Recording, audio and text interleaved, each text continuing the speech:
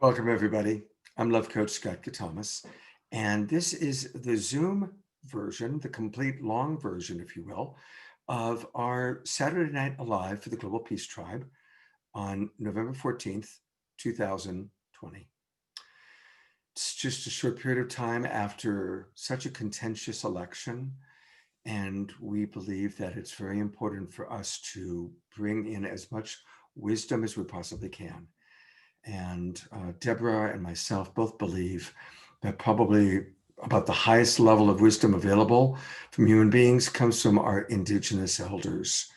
And so with the help of Adam Yellowbird and Shariah and our sponsor Jay Mayer and Jan, we've put together some really extraordinary elders from all over the world who are going to be coming in and sharing their wisdom with us. So if you're watching this, you're either one of our early birds coming into the Zoom room, and we really appreciate our early birds. Welcome John from Norfolk, Virginia.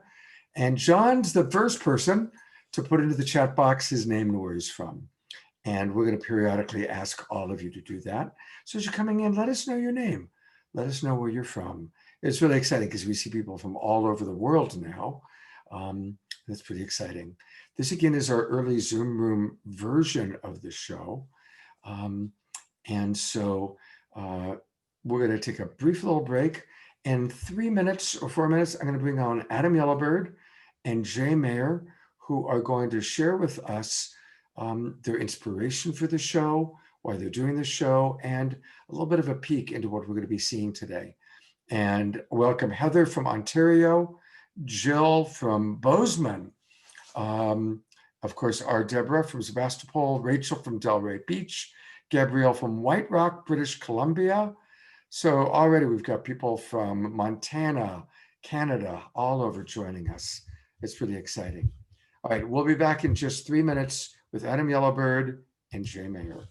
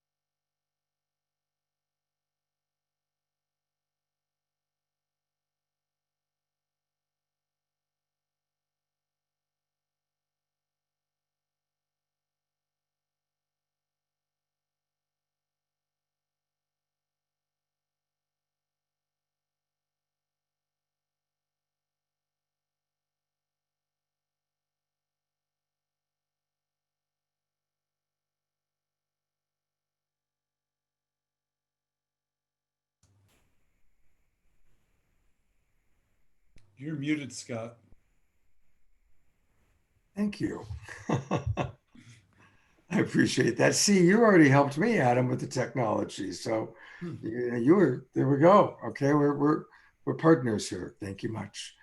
It's very cool to see people from the Caribbean, Colorado, Montana, Oklahoma, Ontario, Bozeman, British Columbia, Virginia. Thank you. Welcome, everybody. I'm Love Coach Scott Katamas, and I'm going to bring on two wonderful people who have really made this show happen. I want to bring on Adam Yellowbird, and we're going to be hearing a lot from Adam. He is the man who is really co-hosting this show with us, who brought on a lot of amazing Indigenous elders. And so, Adam, thank you so much for really being everything from bringing on your friends to reminding me to unmute. I appreciate it all. And we're also going to bring on a dear friend. This is really someone who's made Saturday Night Alive for the Global Peace Tribe happen. You know, this show started as a fundraising event. We thought it was going to be a one-time event, and it's grown and grown and grown. We're now reaching tens of thousands of people, and to a large degree, it's because of Jay Mayer. Jay has been an incredible support person, sponsor, providing energy, love, and green energy. So we give thanks. And Jay has, just like Deborah and I, a strong belief in the importance of Indigenous wisdom. So, Jay, tell us a little bit about why you're so passionate about bringing these elders, these wise beings on and sharing the wisdom. I am pretty convinced that our government, is not really functioning on a level of harmony and cooperation that's necessary to make the world a better place. And we, as spiritual beings, the more knowledge that we have, and the lost knowledge, the wisdom of the elders, the sacred knowledge, the knowledge of harmony with nature is what this world needs. And I myself, I held myself back my whole life because of the blood on the land. I didn't want to, you know, go out and get, a family and succeed in the world. It just felt unnatural. And now I'm feeling a lot better because, I understand now that we're to serve. We're here to help the world. And I think this is the harmonic convergence right now. This show is the second coming of the knowledge that's been necessary, and I feel great and honored to be a part of it. And there's a great team, that's Scott and Deborah and Shariah, Jan, people that are making this happen behind the scenes. And I want to thank Adam. He's been, really responsible for helping us to make the show flow smoothly. I see Washington D.C. with teepees there, and in that day, I'll know that we have arrived at a place where there's is the greatest hope ever before for the world to live in peace. Thank you, Jay. I want to acknowledge Jerry Abbott with the Mystic Monastery. He's a longtime friend of Uqualla, and Uqualla is going to be coming on the show shortly. And the Havasupai tribe. So thank you for joining us. And he writes every week he's excited to create, and as we say in the Amazon, a current or circuit across humanity of empowerment, encouragement, and vision, Puerto Rico. So thank you. I'm just loving people from all over are showing up. And again, if you've just joined us, we've got Tracy from Jamaica. So I'm really appreciating that we've got people from all over the world joining us. Adam, I'm going to turn it over to you and Jay for about 15 minutes, and then I'll come back in 15 minutes and get us going on Facebook. Okay. Thank you, everyone. Thank you, Jay. It's an honor to connect through this resource center. You know, in some traditions, ancestral traditions, they would call this like a galactic communication center that we're utilizing here now. It's part of the past and it is in the present, and for our future of our humanity to help in the bridging of not only the Americas, but bridging the world.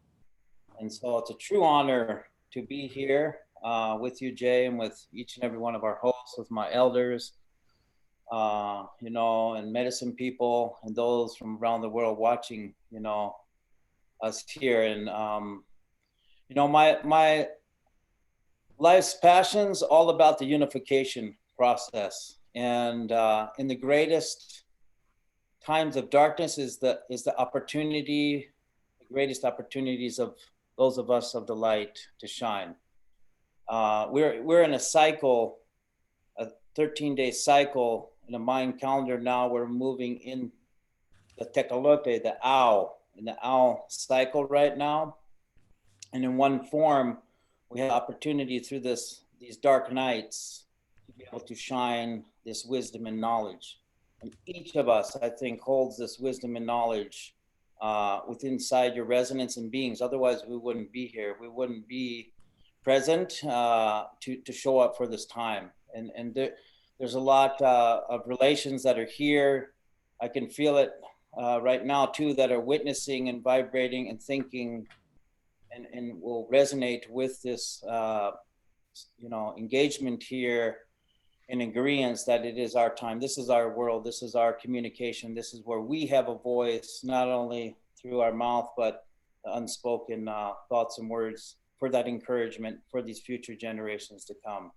So Jay, it's an honor to meet you through this gateway, in this doorway here as we're traveling through time and space. And it's a true honor. And I share my heart with each and every one of you, because this, for me, is the beginning into the galactic travel into this world that has been prophesized, the unification of not only the Quetzal, Eagle, and Condor, but the unification of the ancestral wisdom and the technology of today. And here we are. I've arrived here myself to participate in this willingly and to transmit the best I can through this system and with all my governing bodies and thoughts, minds, and emotions to make this the best presentation that I can with each and every one of you. Oh. And what they mentioned too, Jay, is maybe there's some dialogue back and forth. Sure. Part of our work, we can get into that, of what I'm actually doing on the ground in real time. If you'd like to know a little bit more in depth about that, I can also share that. You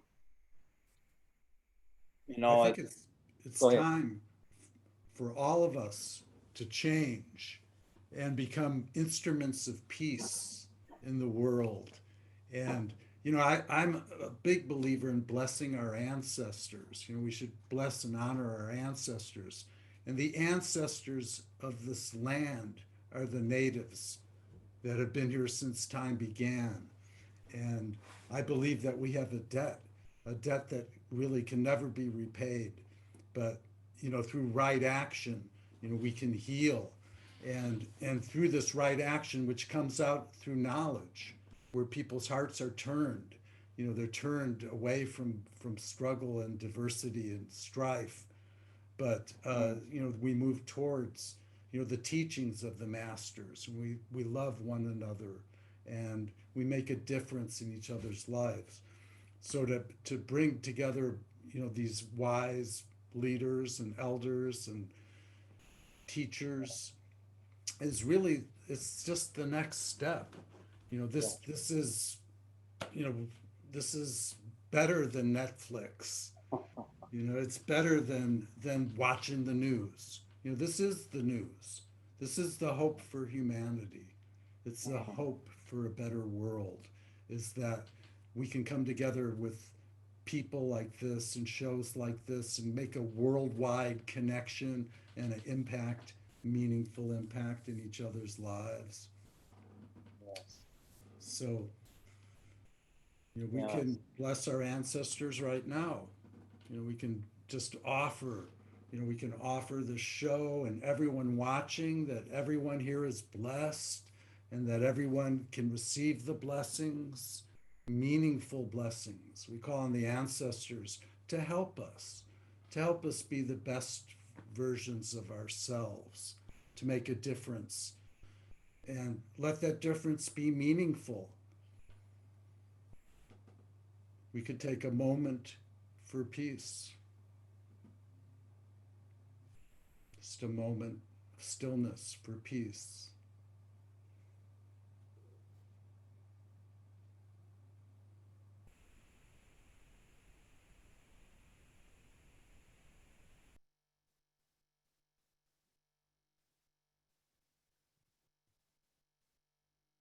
Peace is the answer. It's the only hope for the world. We put down our weapons. We take the pandemic to heart. What's it teaching us? It's teaching us to stop warring. What is the fires teaching us? It's teaching us to stop selling weapons, to other nations that use them in Yemen. It's saying that every time a bomb goes off with the US on it, that we're going to have to pay a price. And the last thing I want to say about the ancestors is that we have this debt that we have to the Native Americans. Without that, we're going to have crime in the cities. We're going to have poverty. We're going to have strife. And the world would be such a better place, if we had honored all of our agreements with the elders, with the natives. And I hope and pray for the day where we can all live together, and that the wisest and the brightest will help us with their gifts. Yes. Well, Jay, I'd like to share a little bit of encouragement and inspiration too, that the beginning of this era, the beginning of the unification process has begun, and the foundations, the pillars of the ancestral knowledge and the places of origin has begun. The house of the sun, the house of the moon, the house of the jaguar, the house of the birds, where the rivers flow again, has been created and constructed. In south, in the main portal entry of Santa Marta in Colombia, and that was the entryway of Columbus. That intent was to unify the people.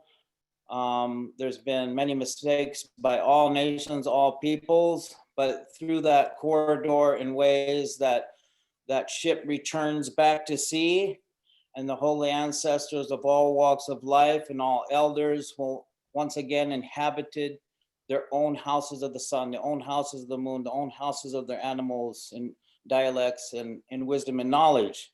I've through the International Center of Spiritual and Ancestral Wisdom, we've been helping the indigenous people all throughout the Americas, but focalized recently over 11 years with the Kogi Arhuaco peoples, Wiwa and Kakwamo, to resonate and birth the sacred fires once again on ancestral sites that are over 20,000 years old, and they are living and thriving now. And they are for all people, and the universities have been lifted. And in this changing times, that they will be welcoming all people, and those houses will be built throughout the Americas and resurrected. The foundations will be resurrected through the laws of origin for us to be able to inhabit once again in harmony and balance, to create that era of peace, like many of the elders and the prophecies have spoken about. So to each and every one, and those that have been on this journey, like my Lekshi here and many others, relatives that I've known for many, many years, that have made those efforts and given their lives and time and energy to that those pillar stones from thousands of years ago are literally being replaced back on the ancestral sites. And that's one of the very main principles in the work that we're focusing on now too. So how did you gain all this knowledge and all the connections with all the different tribes and elders? Well, I began, it was my mother and my father came together in unification. My mother and father created that energy, that source, what I call now the golden thread of light. So, and I was raised this way. I was raised multicultural. I was raised homeschooled. I was raised in Waldorf education. I was raised with living to be by the sacred fire, by the river, being on the ground, uh, in the dirt, in the soil, planting. And so, in my journey through my mother, my father, and my family of creating that foundation for me, I was able to explore and go into my own principles of indigenous roots and then expand that out in my travels and journeys where I began traveling at the age of 16 throughout the Americas. And so, in that journey, in that prophetic pilgrimage, and the migration of my humanity, our humanity, as we're moving forward here now, has allowed me the opportunity to cross paths with many indigenous peoples, live with them, co-create with them. And the number one principle on that for me from birth, and I believe each and every one of us carry that, is that we are of the same, whether indigenous or non-indigenous. When I would meet and show up to their homes and their communities, we all eat the same, we all drink the same, we all resonate, we are of the same. I learned that a little humbling, going to these nations, to the jungles, to the mountains, and I began to tell my story, but it wasn't about my story. It was about my resonance and why I have showed up for this occasion. Why have I showed up in this time and space with those relations with the indigenous people and the recognition of one another? Very simple as a young man, but very hard to understand as the journey is becoming an adult. So that I was given the tools, gratefully, to have the tools and the initiations. I went through at a very young age, many initiations to be able to achieve my understandings, beginning to understand the process of how to be connected and my birth, right? What I came here to do truly. And so that's what I live towards too, is to inspire others to do that and work as hard as I can day and night to achieve that mission and the unification of all humanity in this time. That's a really fascinating story, and I want to acknowledge your mother. God bless your mother for Yes. getting you on that track. And we've only got about 3 minutes before I've got to get ready for Facebook. But two things. I want to welcome everybody who's in our Zoom room. We've got 80 people now. Tell us your name, where you're from. We love seeing where people are from. Some of our earlier people are from Jamaica, Caribbean, British Columbia. So let us know where you're from. And Adam, I was intrigued when I heard you talking about initiations. Would you be willing to share what maybe the most difficult initiation for you was? Other than learning how to work on Zoom. Yeah. Hey, it feels good. I can resonate. Yes, one of the most difficult initiations in briefing. Usually these stories go on through the night in these ways of life, as many of y'all know, is not knowing where, like I would say, the vision quest is my elders would take me to a place that not known, and to sit there not knowing how long that may be, 2 to 4 days, giving up all of my water, my food, my communications, all tools, all aspects of Adam, and being able to sit there and trust in my spiritual guide, in my elders, that what I was doing was seeking or crying, they call it hamblecha, for a vision to understand who I am. And that was the truth is, it can be very scary. It was the unknown.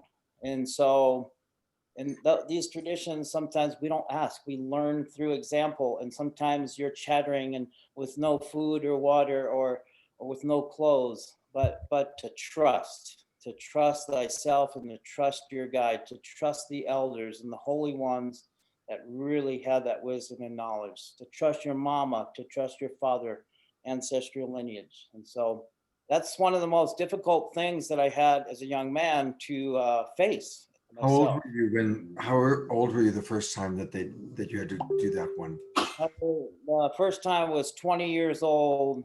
I went on the Havasupai vision quest, and that was done through the Flying By family in Standing Rock, South Dakota, Little Eagle, up on the buttes where they had been doing vision quests and their ceremonies, initiations for hundreds, if not thousands of years in the backyard of Sitting Bull, and promptly right on the burial grounds of the ancestors. So that was a great perception of otherworldly encounters that also was very difficult to understand and incorporate, that there is other worlds and other ancestors present in my life, in our lives. Yes. Thank you. Thank you for sharing that. I'd love to go deeper with that at some point. And yes, we do thank all of our ancestors, of our guides, our ancestors, and not just for the people that are our panelists, for all of you in our Zoom room. Marlene from Santa Fe, and we see people from Philadelphia, Gainesville, Florida, Colorado, Oregon, Massachusetts, Terry Russo, who comes every week. Thank you, Terry. Norway, Alabama, Illinois, Ohio, California, Colorado Rockies, New York, Santa Fe, New Mexico, Edmonton, Canada, Columbus, Ohio, Petaluma. Welcome, everybody, from all the different places all over our country, all over our world now. We're going to go live on Facebook in just a couple of minutes. And a reminder that any of you in the Zoom room, if you want to share this out, we go live on Facebook on the Love Coach Academy Facebook page. And so if you go to that page at like 6:01 p.m. after I've taken us live, you'll see the live broadcast, and that's where you can share it out. In fact, those are my dogs sharing out their excitement about tonight's show. If you can hear them barking away, of course, start barking at the precise moment. And do continue to tell us where you're from, everybody. I see people now from Boston and Green Bay, Deborah Haviland from Florida, one of our love coaches. So it's very exciting. This is going to be an amazing show. And really, I want us to all just prepare to drop in and receive the medicine, to receive the wisdom.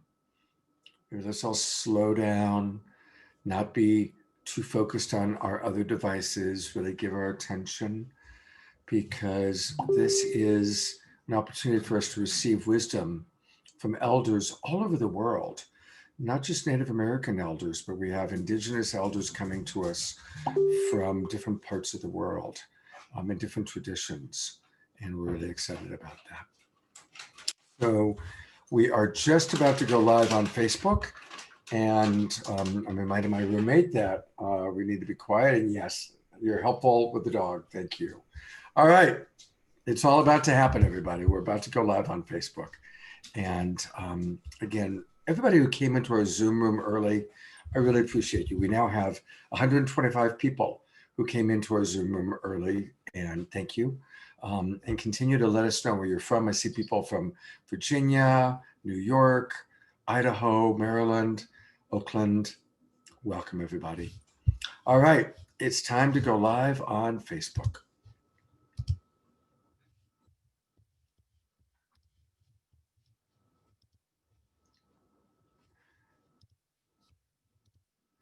Hello, everybody. We are live on Facebook, and I am Love Coach Scott Katamas, and welcome to Saturday Night Alive for the Global Peace Tribe.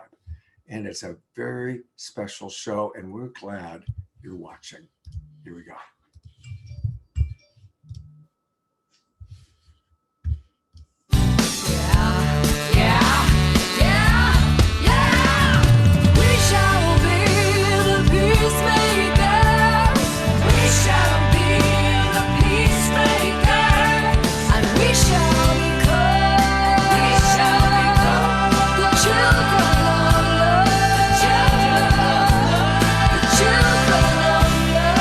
Children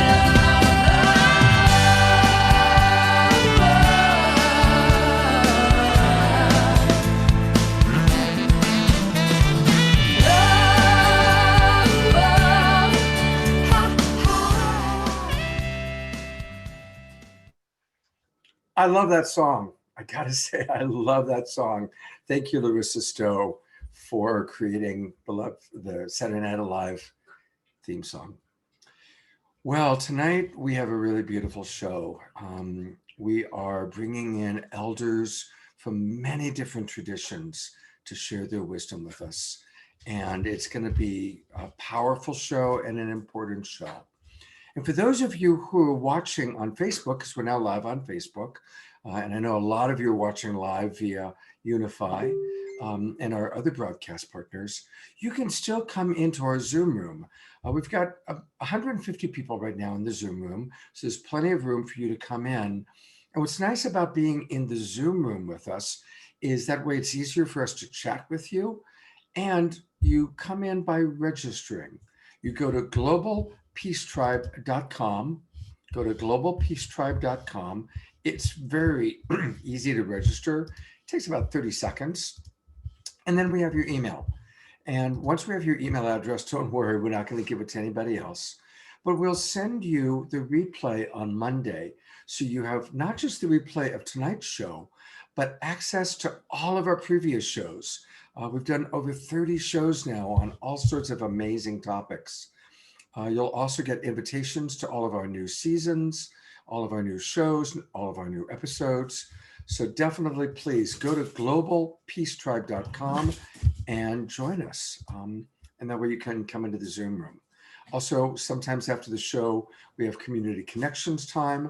We might do that tonight, where people from the Zoom room come on and actually talk about what inspired them, what really touched them. We also have people from all over the world watching, and start a watch party. For those of you on Facebook, or even if you're in the Zoom room, you can still start a Facebook watch party. And that's really fun. That's how we get this information and communication out to the world. And if you do start a watch party, send me a private message on Facebook and I'll acknowledge you. All right. We're growing this beautiful global peace tribe, and it's happening. You know, Deborah and I started this show. We thought it would be a one-time little online offering to raise some money for a friend. And it's grown into this international event with people watching us every Saturday night. And we're reaching about 50,000 people now. And it's because you are sharing it out to the world. So thank you very much. Tonight's show is one of the most important shows we've ever done because there's so much wisdom that we're going to be experiencing and receiving. And to tell you more about it, I'm turning it over to my dear friend, my producing partner, Deborah Giusti. Thank you, Scott, and welcome everyone to what is now our 32nd show that we've done every Saturday night during the lockdown. It's been incredibly special, and tonight is going to be very, very special with our themes of supporting the wisdom of the Indigenous elders. And we also have a show coming up for our winter season. And again, thank you so much for your donations that you have given us to keep this show going. This really helps us create a really spectacular show for you each week. And again, this is one of our most special shows because our theme is honoring Indigenous wisdom, co-creating global community.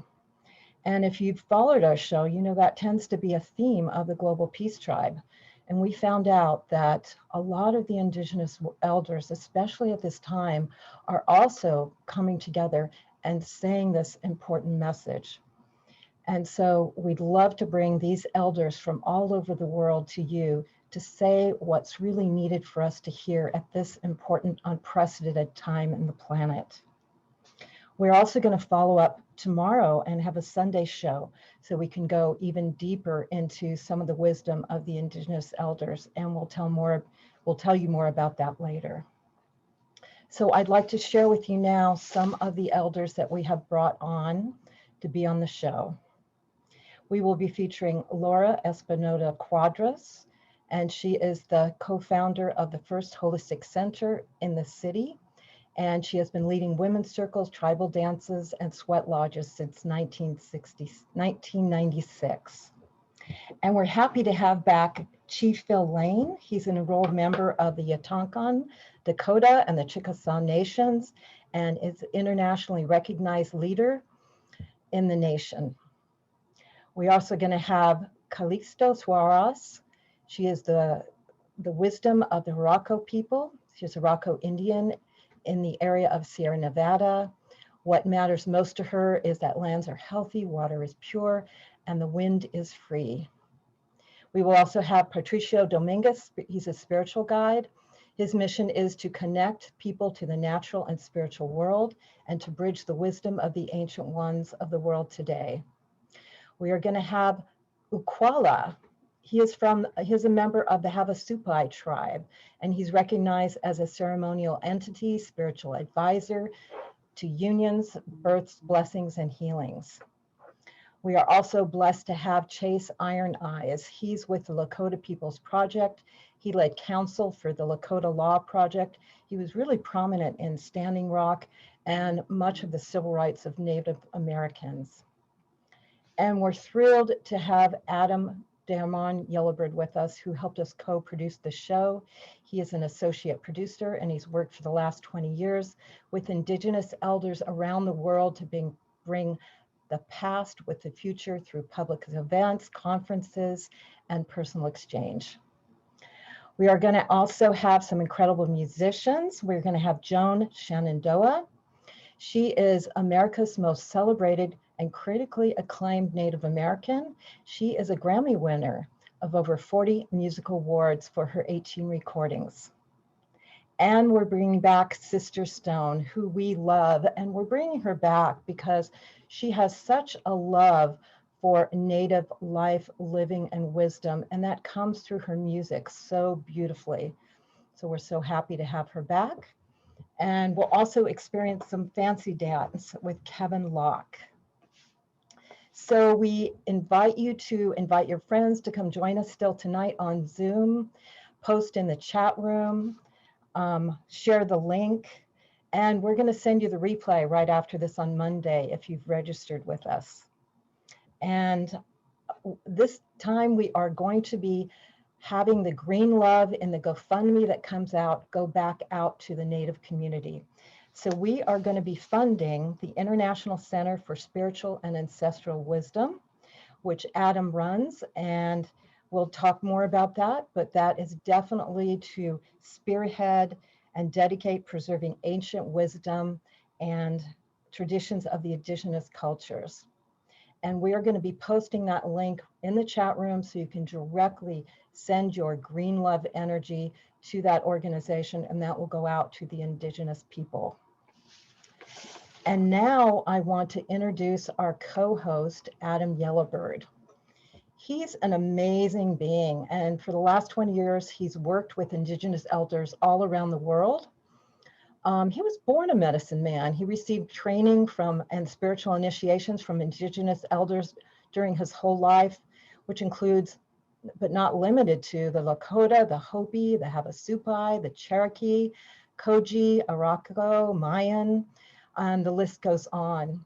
And it has been his deep heart dedication to synthesize the wisdom from our ancestors with modern technology to create a better world and get this wisdom out to the world, which is what we're doing here tonight.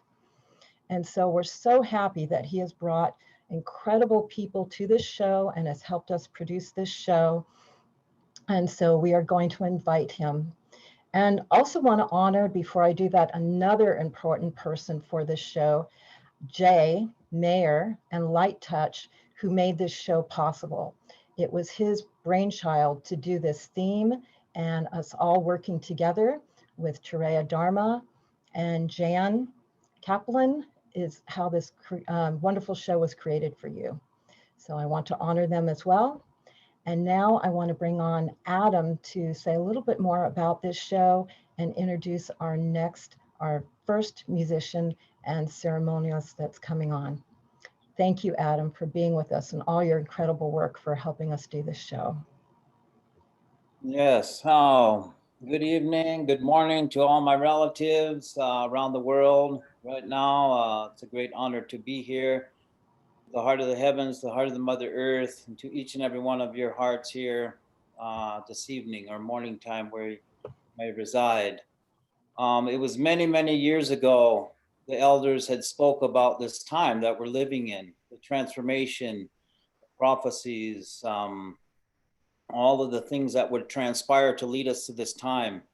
And for that encouragement and strength as a young man, that's what I had the opportunity to take and introspect and look at that myself, and to be able to dive deeper into that cycle, into the prophetic times that we're in now.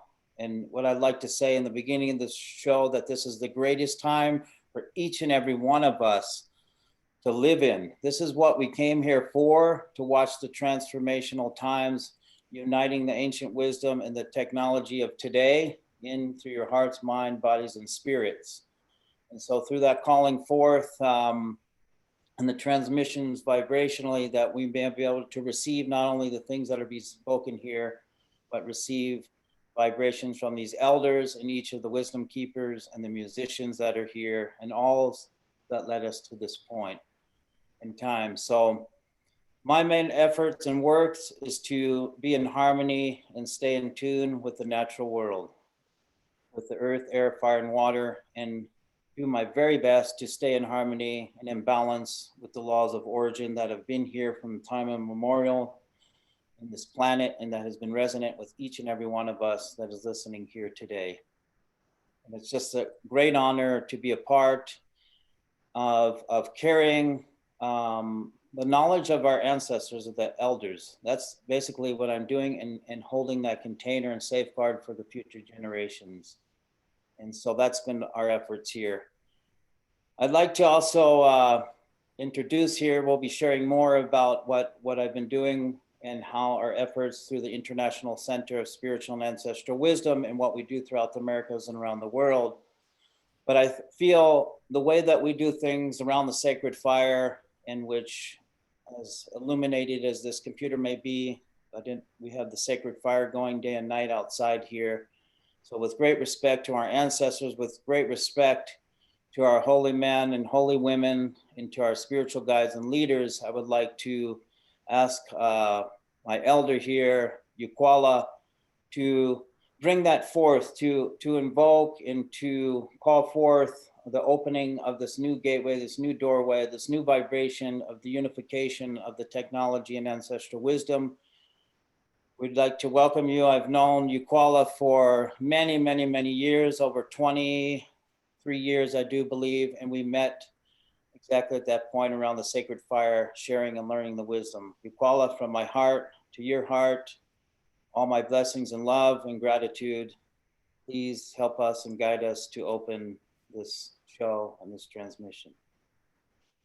I offer the essence of the sacredness of the corn that has brought life to all the peoples that are the earth-based tribes, the essence of the four-leggeds that have allowed for the bundles to be carried forth, and bringing that seed forth. We just do a simple sprinkling on to this moment, this event, this, the Mother Earth. It is so important that within the time that we have, the time is moving so rapidly that now we need to think and do and be able to embrace and impart and integrate into the earth walk. In the traditions, especially those that are in communicate with the divine source, it has always been said within those moments, Makwawa, it simply means just talk to me. In this sense, I bring forth the communication to this divine creator source to open up this time of heart-led spiritual flow. Divine source, this moment, those that are gathered, those that will gather in the time to come, the essence of a tool that we use now so that we share within the image and the voice throughout this, the Mother Earth. We are in cycles that are of such tumultuous now that we are not sure of what that next step is. Though within that speak with you, divine source, you have said, return back to me. That return back to me is simply saying the essence of that Mother Earth. The teachers that you seek are not necessarily in the two-legged form. It is all I have created, divine source says. The rock people, the tree people, the winged people, all that is around are those teachers that you call upon. The moments where the cycles are in such dysfunction. And if you are basing solely on leadership, divine source has said no. The essence of leadership comes through the collective and the unity of a tribe. That tribe encompasses all the two-leggeds of this, the Mother Earth. This brings in the other nations that are there, the rock people, the tree people, the winged people, all that is creation, divine source. We call upon you. Awaken within those hearts, those that will be speaking this evening, the gifting of that oratory that you bring forth. We offer this in ways so that we, your children, we, your tools, are able to carry it forth in that next step and that next heartbeat, so that we then can bring in clarity and illumination to this time of dysfunction. Allow the leadership to be all of us as a collective, one unified heart. Let it be in the way that is going to be inclusive of everything. The beauty that is there to say of all the sacredness, the colors, the red, the yellow, the black, the white, the essence of the symbols that are there that remind us of those connections with that of all creation. Divine creator source, wake us. Vanyam pam uka, pam soka, pam wiwoka, pam jevka. Divine creator source, see us, hear us, heal us, and allow for us to step in the way that is good. Awikegana, wazit adim, wakabich bodem, he bajit yojit, awa wejoim, ayo hogana, sabunom, ayo kegana, wazit adim, wakabich adim, he bajit yojit, awa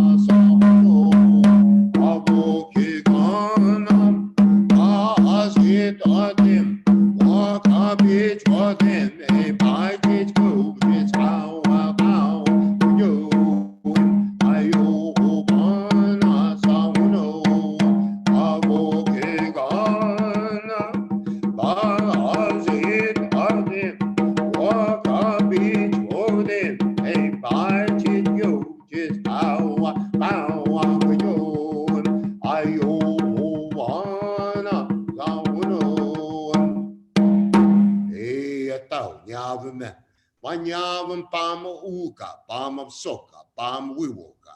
Wanyam nyamato chuble nyibalme yudika.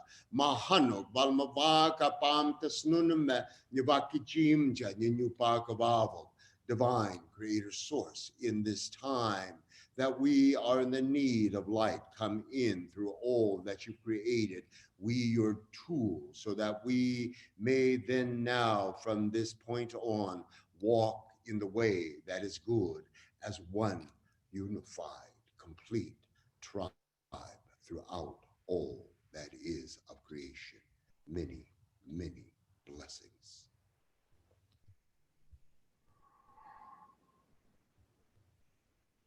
I'd like to just ask for us to have a few moments of silence to take in his prayer, his beautiful, powerful prayer. Blessing. Thank you.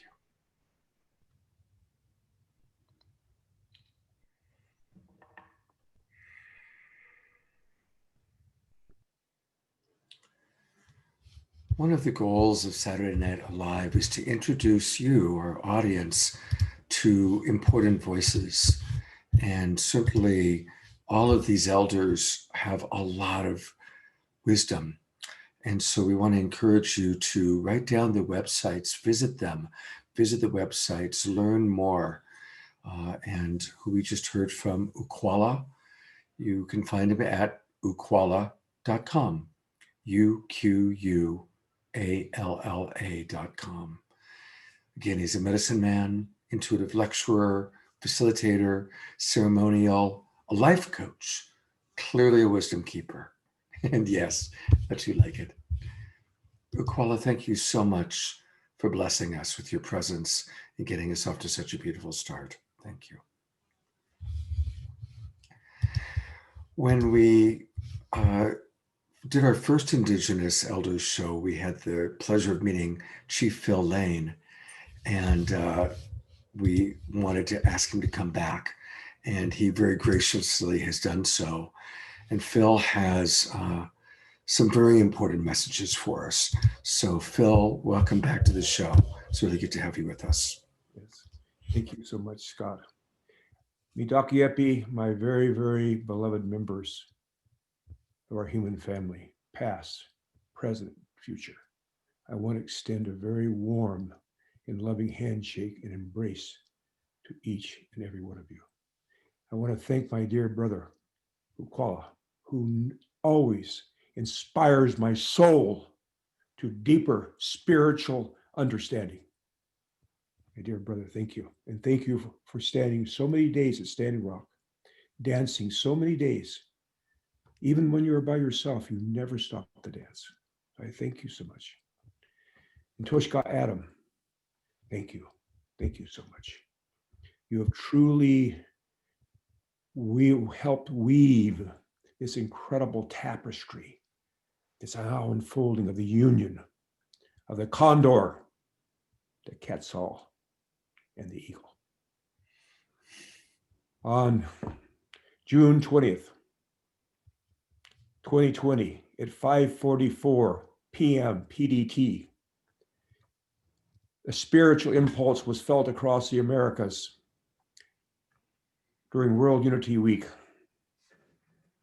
in a 24-hour ceremony around the world with Indigenous people, that the union of the condor, the quetzal, and the eagle has formed, and the prophecy of the reunion was fulfilled. This union brings together, already digitally connecting 78 million Indigenous peoples, and that's just from 11 nation states across the Americas. That's the fourth largest nation state in the Americas. It does include other relatives. To get a size of this, to the north of the Mexican border, there's 6 million Indigenous relatives. The south, there's another 72 million at minimum. More than 500 years ago, there was across the Americas the most enlightened, the most illumined civilization that humankind had ever witnessed in recorded history. And because we had a common spiritual foundation across the Americas, and we lived here in relative peace and harmony. We had kinship trails across the Americas that bound us together in the union of the condor and the eagle. Scholars now estimate to be 108 million human beings. And we knew from our sacred prophecies, as so beautifully open explained here, that a spiritual winter time was coming. A spiritual winter time would last over 500 years, as all the sacred calendars told us from every tradition. And so, as prophesied, as we see systems breakdowns everywhere, the Indigenous peoples of Mother Earth and across the Americas, and all our relatives and ancestors are having breakthroughs through all the systems. We're rising.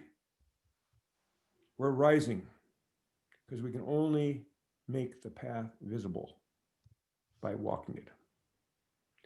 When we started our ceremonial process, February 6, 2020, at Armageddon, outside of Haifa, Israel, where we came together with more than 22 different faith traditions, and we prayed for the end of war.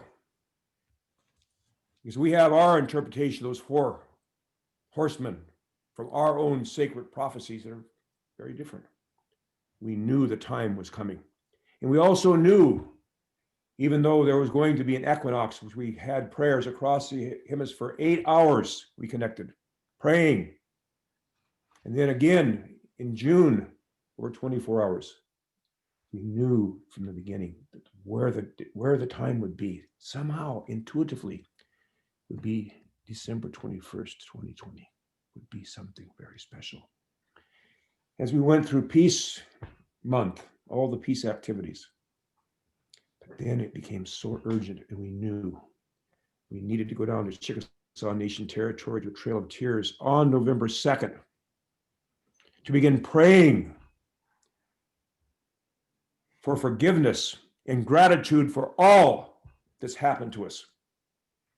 Because all of this that's unfolding is part of a design far greater than any one of us could ever understand. And it's a union far beyond this physical plane of time and space. I want to play and share a little excerpt from a video we just released. Because simultaneous to November 2nd, I shared this with a dear sister, Fumi, from Peace Prevail on Earth, and she shared it with Dr. Dot Maver. And Dot, as you know, has these, for 30 years, these global silent minutes. And then when she heard about our November 2nd, and other people felt it too, then she shared these incredible astrological dimensions of what is really unfolding here. And so we're going to share this now. Oh, heartfelt gratitude. It is an honor. Hello, heartfelt hello to all my brothers and sisters with whom I am now sharing. And yes, I too appreciated that conversation very much, Brother Phil, and appreciate your posts giving deep, deep wisdom into the world through your sharings and this sense of the inner knowing of our Indigenous brothers and sisters around the world that we are coming to grasp as the knowing for all of us. So gratitude. Thank you. And let me begin by saying that when we were speaking, what I just became on fire with this, because we are living at a moment in time when all of the great cycles are turning and changing at once. From the greater 250,000 year cycle to 25,000 year cycle to 2,500 year cycle. I mean, the experience of shifting, as we know, from the Piscean energies into the Aquarian energies. And so what is happening is we are experiencing this all systems breakdown on the planet. At the same time, simultaneously experiencing an all systems breakthrough. Mm-hmm. And when we stay identified in the life aspect, in the heart of hearts, the cosmic heart herself, with the mother, the great mother, we then know that this is all part of what is unfolding on this beautiful planet we all call home. So when you mentioned November 2nd, 2020, was the heliocentric conjunction, the exact coming together heliocentrically of Saturn, one of the great planets, and Jupiter, another. And as Saturn and Jupiter come together, representing light and love in the heavens, they come together in Aquarius for the first time in many, many, many years. And in fact, they will be together then 49 days later. And I think of the 49 fires, right? 49 days later on solstice in December, the 21st, they will come together geocentrically, the way we recognize traditionally in astrology, a conjunction in the sky. And it is said that when Saturn and Jupiter came together in Pisces at 0 degrees Pisces, Jesus was born.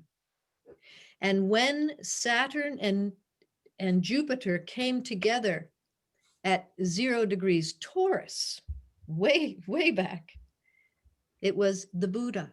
And we could go back and back to each of these signs, and a great one is born among us. So what does it herald? That in 2020, on December 21st, these two great planets, Saturn, Father Time, the planet that oversees our karma, and Jupiter, that great planet of benevolence and joy and opportunity, come together exactly at 0 degrees Aquarius. And it will happen 4 times over the next period of times. The next one would be 80 years later. Well, the 3 magi, according to the Christian tradition, right, followed the star. Well, I would say they were following the stars. Those 2 in the sky became the Star of Bethlehem. It was so bright. It will happen again in Aquarius on December 21st. And that bright star heralds what? That's the question for us to answer. And I think you answer that actually better than me, Brother Phil. But by whatever name, the coming one, Maitreya, the reappearance of the Christ, by Allah, by whatever name, maybe it's in our hearts. Maybe it's the heart of humanity awakening. Maybe that's what it is this time. But the other piece of this is that the dual origins must come together in fiery equilibrium, or we will never know peace on earth. We cannot continue patriarchal, matriarchal, mostly patriarchal societies and influence. Yes. We must come together. And so you see the mother of the world behind me here. So the great mother comes forth and lifts her veil after all these centuries. It was so painful. Her children were too violent and couldn't get along. She's lifting her veil as we come to the 21st of December, and those dual origins, the male and female, will come into a fiery balance, a fiery equilibrium over these next years and centuries. And that is why we're here right now. We are here to mark that, to speak to that, to pray to that, to herald that, to honor that. Yes. And when we first visited, you mentioned as well, going forward from the time of Jesus, this occurred at the same time as well as Muhammad's coming. Yes. Yes. So yes, exactly. This is the conjunction. And so I call it astrologic. And when we look at it through those eyes of the heart, and we recognize our oneness, the depth of our interconnectedness, there is no question now. And so it is time for us to come together in unity. Yes. And to stand in that knowing. Yes. And to look to the skies and say, hail, brothers and sisters. Yes, yes, yes. So Shunka, I would just like to share that I'll put things in the chat. We're going to disclose some documents we have never done before. We're going to share them so you can see what's unfolding. It's going to say inclusion. Shinkmano Hemeado, Chinupa Sapa Hemeado, Haulimi Chante Washte. My names are Shinkmano and Chinupa Sapa, and I stand responsible before the Creator for my words and my actions. Aho. Thank you so much. I love what you said about it being the heart of humanity. And may that be so. May the great awakening that we're all wanting happen. Chief Phil has so much to provide. And so I really want to encourage everyone, please write this down. His website, onepeopletribalnation.org. onepeopletribalnation.org. And thank you, Phil, for being on our show. Thank you for the work you're doing everywhere. You're doing so much good work. I see you on some of the other platforms and some of our other partners, and you're just such a beautiful, beautiful soul. And I love your passion. I love your passion. And by the way, if you didn't have all those qualities, you couldn't see them in me. That's a fact. I will receive that with grace and yes. Thank you so much. Now I'm going to bring our host, Adam Yellowbird, back on, and he is going to share with us. We're really excited that tomorrow we're doing a very special show. I have a show that I do every Sunday morning called Sacred Sundays with Scott and Friends. And tomorrow we are going to have Adam, and we're going to also have Laura from Mexico, Calixto coming into us from Colombia, and Lupita, who's going to be doing translating for us because they primarily speak Spanish. And so we're very, very excited about that. And to introduce Laura and Lupita, here's Adam. Hello. Yes, thank you,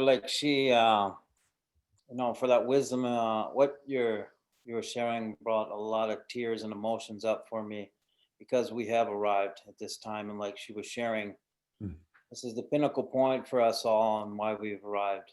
Yes. With great honor, too, I'd like to introduce Lupita.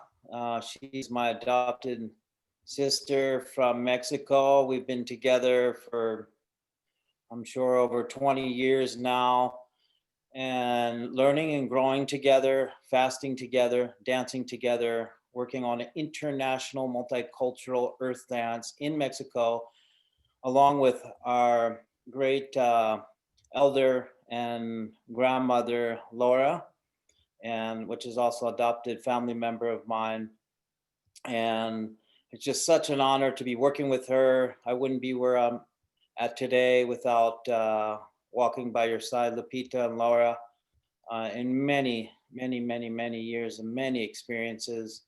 And I thank you so much for joining us, both of you, on the show, and helping the transmissions through Calixto to be present here with us. So with a warm welcome, and through that mission and intention and the seed of dancing for the Mother Earth and the resurrection and restoration of the sacred sites and the land, the earth, the people, and the future generations, I'd like to welcome you, Lupita, to share, and if we can open that up to you. Thank you. Sí, gracias, Adam, y a todos los hermanos y las hermanas aquí, y con el permiso de sus corazones, y agradeciendo este momento del gran espíritu que nos permite reunirnos hoy aquí. Es pues un honor estar entre estos hermanos, estas personas que sienten, que piensan y que vibran como lo hacemos nosotros, y que cada uno desde su espacio comparte su vivencia, su corazón a lo que quiere aportar en estos tiempos que estamos viviendo. So thank you so much, Adam, brothers and sisters. I'm very, very grateful from my heart. Thank you, Great Spirit, for gathering everybody here. I'm very, very honored to be between all these brothers and sisters and all these people that are vibrating and feeling from their hearts in the same way, and also sharing from their own spaces, from their hearts, what they're going to share to the world through this way. Y de acuerdísimo con todo lo que están compartiendo, que estos tiempos han sido de dolor, de sufrimiento, de miedo, terror, pánico, pero que después de la oscuridad viene la luz, es innegable, y la luz abre todo lo que no podemos alcanzar a ver con los ojos humanos. Entonces, este tiempo es para decidir cada uno de nosotros cómo quiere vivirlo, desde qué espacio de su corazón, desde el temor, el dolor o desde el amor. Entonces, preparémonos para ello. So I completely agree with everything that's been said up until this point. And then these times have been very difficult. They've been full of fear and panic and suffering, of a little bit of darkness, but there's always that light, that undeniable light that opens everything that we don't actually see with our human eyes, but it's already there. So right now it's a very decisive moment. We're deciding how we want to live all this, how we want to share from our spaces, from our hearts. Do we want to share it from the pain, or do we want to share from our love?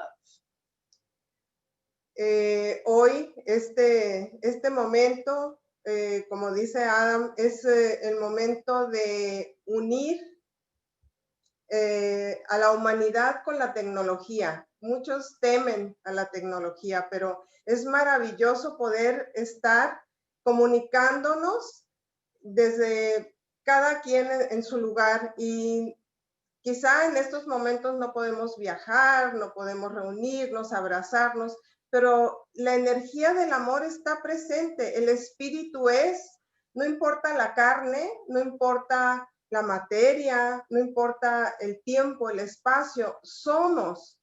Y en ese ser es que estamos compartiéndonos hoy desde este espacio, pero para todo el planeta. Aunque no estuviera alguien presente escuchándonos, la vibración del amor llega hasta el último rincón de nuestro planeta. ¿Y qué digo el planeta? El universo. Entonces, soy fiel creyente de que esto está sucediendo porque así lo estamos viendo, lo estamos recibiendo de los ancestros, estamos reconociendo ese sabiduría, ese camino, esas profecías, pero nosotros somos los que estamos esperando. Entonces, hacer lo que nos toca hacer desde el bienestar.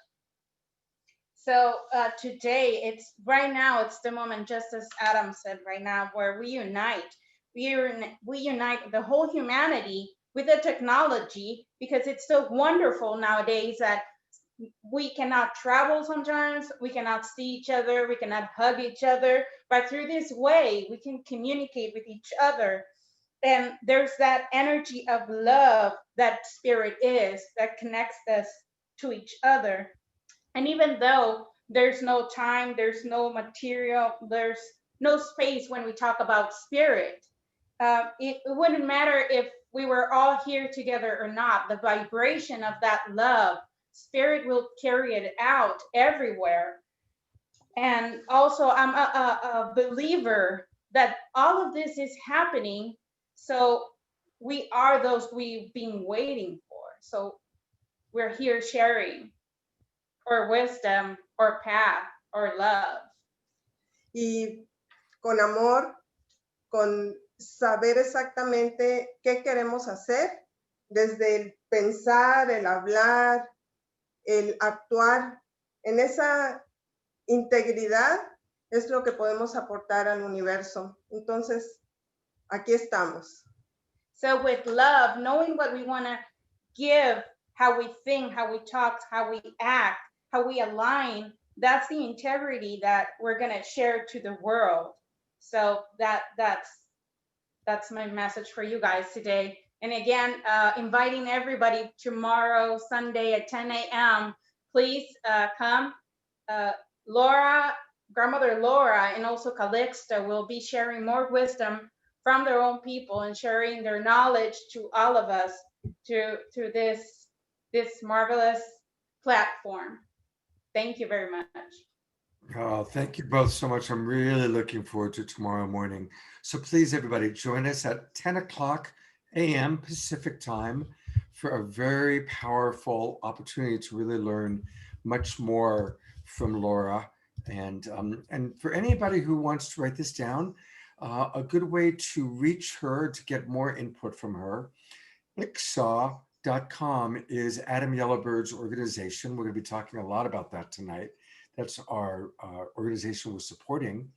And you just go to ICSAW.com/elders-ICSAW, and you'll be able to find her. And I also want to acknowledge Lupita. Lupita has done such a wonderful job for us of being willing to translate. And she's not only translating tonight, she's translating tomorrow.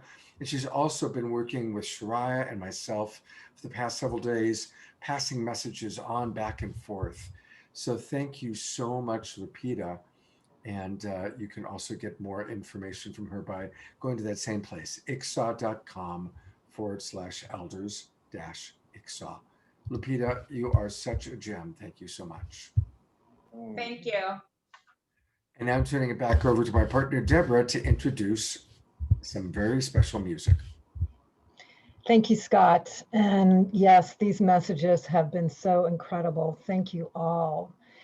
And now we get to continue to raise the energy with some music with Sister Stone. She's one of our favorite musicians that we've brought back many times, and especially during the times when we host the Indigenous Elders, because her heart and her soul is deeply connected to Mother Earth.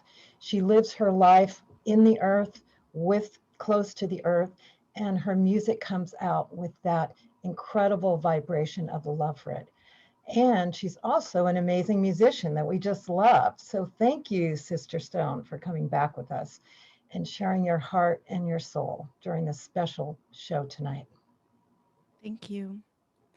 It's an honor to be here. My name is Shayna Gladstone, also Sister Stone, and I inhabit colonized Anishinaabe land in Oak Park, Michigan. And I come from a lineage on my maternal side of Native American, and I am in the process of reconnecting with my own Native roots.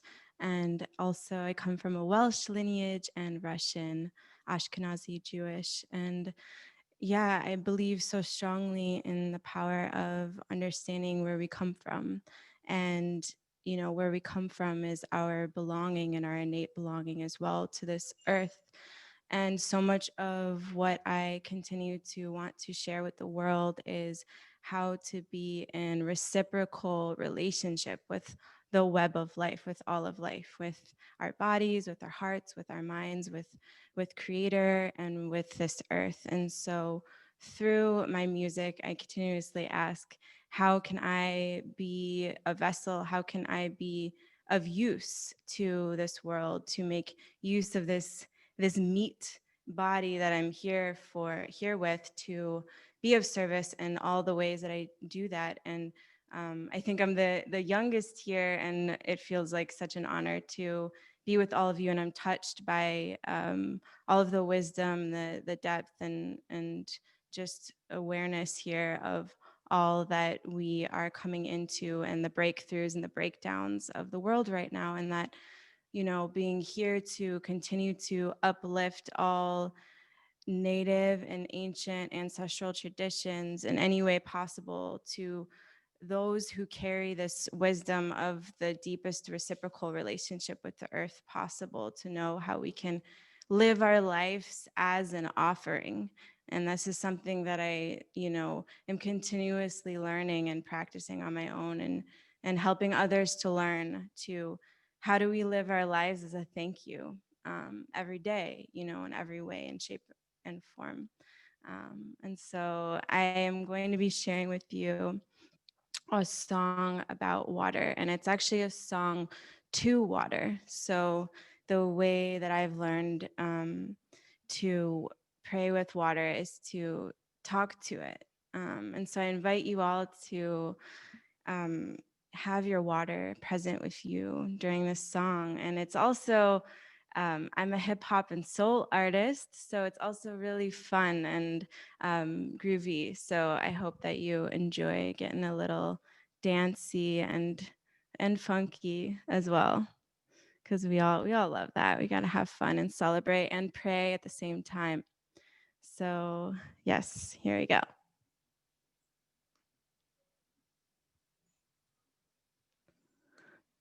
Okay, technical difficulty. Here we go. All right.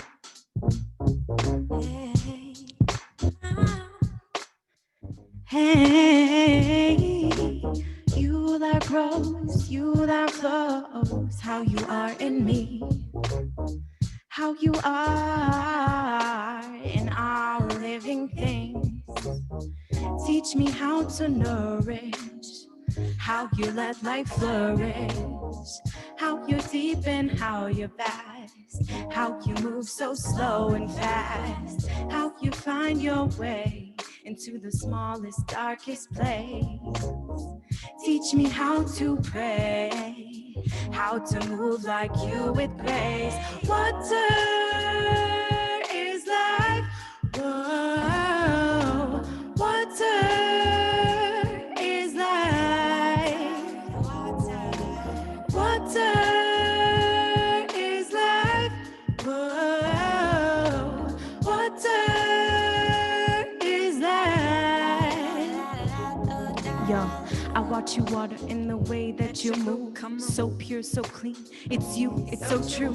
Ooh, I come to you every day on my knees, praying to you, asking you to show me how to be a life giver, flow like your river. It's you who I owe my life to. Nothing in this world compares to your divinity. Highest order of love, holy source of everything. I pray about the people who are thirsty, enrage about the people who are greedy. I pray about the people who are thirsty, enrage about the people who are greedy. Yo, water is life. Whoa, water is life. Water is life. Whoa, water is life. You who is me, have mercy, mercy, for the ways I've mistreated you, for the ways I have depleted you, for forgetting you're holy. You bring me to be lowly. Teach me how to wait till the tide follows its fate. How you never leave, only change your state. Holding you the memory of all the energy that came before and still be pure and wash away what does not remain. Water is life. Whoa, water is life. Water is life. Whoa, water is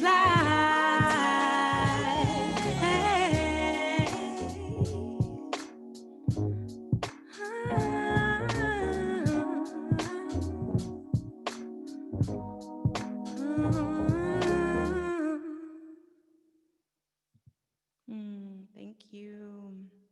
Oh, thank you very much, Sister Stone. And luckily, she's going to come back and do another number for us. But I also want to just remind everybody that you can learn more about Sister Stone by going to Sister Stone on Facebook, also on YouTube, Sister Stone Music, and I think you have a record out called Reciprocal Relations. Tell us about that. Yeah, so I released my first ever EP in May 2020, right during the quarantine time, and it's an EP called Reciprocal Relations, and it's, like I said, all about how we can be in deeper relationship with our bodies, with each other, with the non-human world and all of life. And so it's a groovy, funky, really, really good music that you can dance to, but still, learn a lot and feel really centered in the prayer and like why we're really here, and how we can continue to be of best use, in this life. So yeah, I hope you guys enjoy it. You can I check want it to out get, on I want to Spotify. get the feeling this is water is life. I see that you're wearing that. It's Yeah. there we go. Thank you so much, Sister Stone, also known as Shana Gladstone. And we'll see you a little bit later in the show. Thank you. All right, I want to bring Adam back on. And as those of you who have been watching Saturday Night Alive know, we every week help to raise money. That's how this show began. It began as a fundraising event for a friend of ours who had Lyme's disease. And since Deborah and I started the show on April 4th, we've raised over $50,000 that have gone to nonprofit organizations and that have also gone to people in need. Recently, we've supported a lot of fire victims.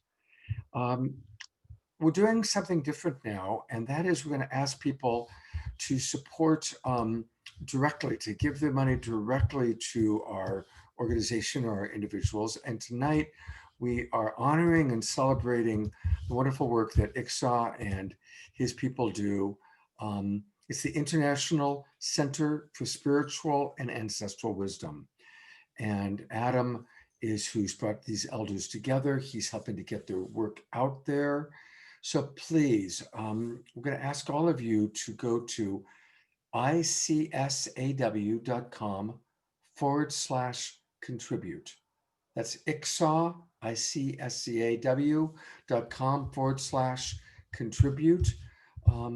And please be generous as you share. And I'm going to also pull up their website so we can learn a little bit more. And Adam, tell us, it's a beautiful website, by the way. Tell us about the work that you're doing.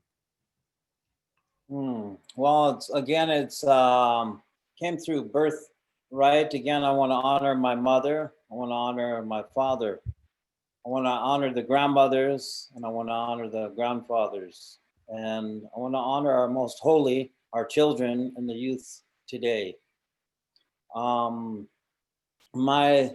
work with the International Center of Spiritual and Ancestral Wisdom is very vast through events and ceremonies and gatherings.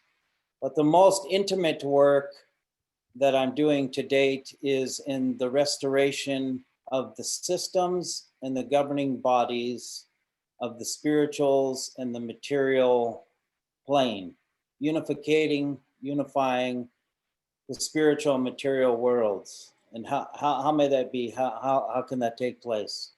Well, there is people of origin, indigenous peoples from all walks of life, or indigenous peoples that I've come across in my journey throughout my travels as a young man, that have held on to their ancient knowledge and have never lost that knowledge.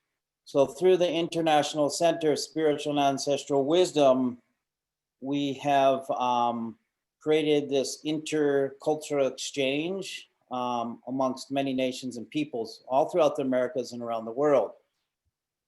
That foundation is being and has been and continual to be, as like she said, Uncle said, we are at this pivotal point in the next generation coming out of, the winter time, is we're literally taking the pillar stones of the ancestral homes, bringing them back to these ancient homes, these ancient houses. We've begun that work in South America and in Colombia. And so that happens through the healing of the ancestral memory, through the appropriated ways, through our listening to our grandmothers, to the women, to the thought of the mother. Adam has his thought, we all have our thoughts, but listening to the thought of the mother to help build these pillar stones and get the guidance from that original instructions. We are literally doing that. The house of the sun, the house of the moon, the house of the jaguar, the house of the birds, resurrecting, rebuilding, reforming these ancestral homes, these universities. And so to date, that's one of our basic principles. And that will travel through South, through Central, and come to North America. And this work not only takes place through the indigenous peoples from around the world or throughout the Americas and the unification of the Quetzal, Condor, and Eagle, but it takes place with all of us coming back to the house of thought, the internal house and the house that is constructed by our authorities, by our elders and wisdom keepers, and many of them are here this evening.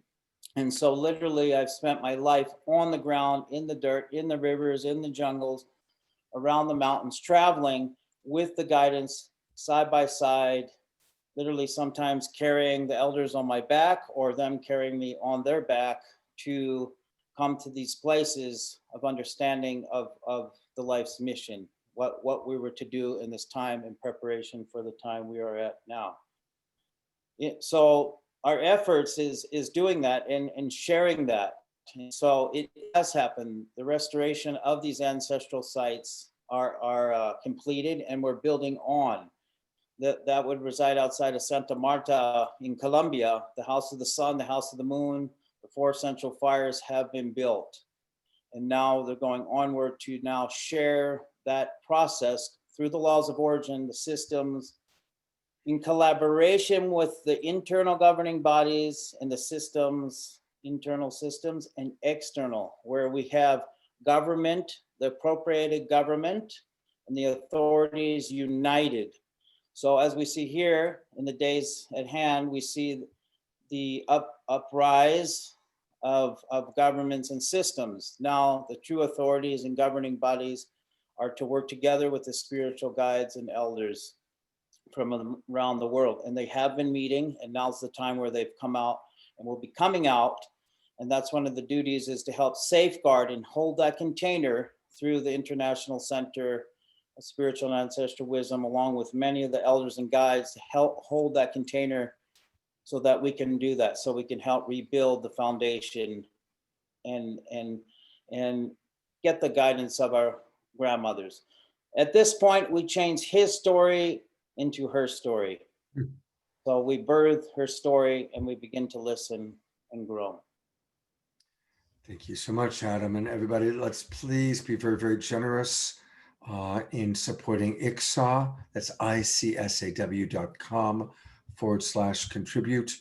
Those of you watching on Facebook, I know that Deborah's put the link out there. Of course, it's also, the link is in the Zoom room. And thank you, Adam, for the wonderful work you're doing. It's very inspiring.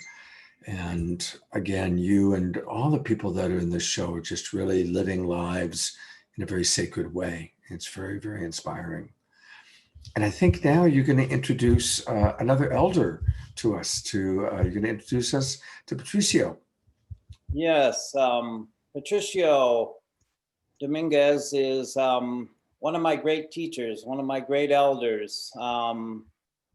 You know, he just was here visiting.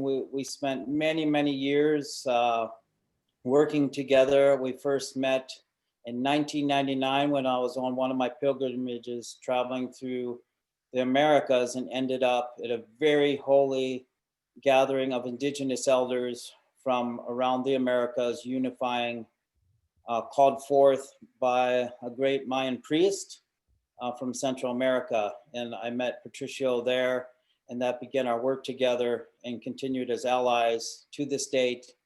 And we will still be working together on our projects and efforts and all that he's done.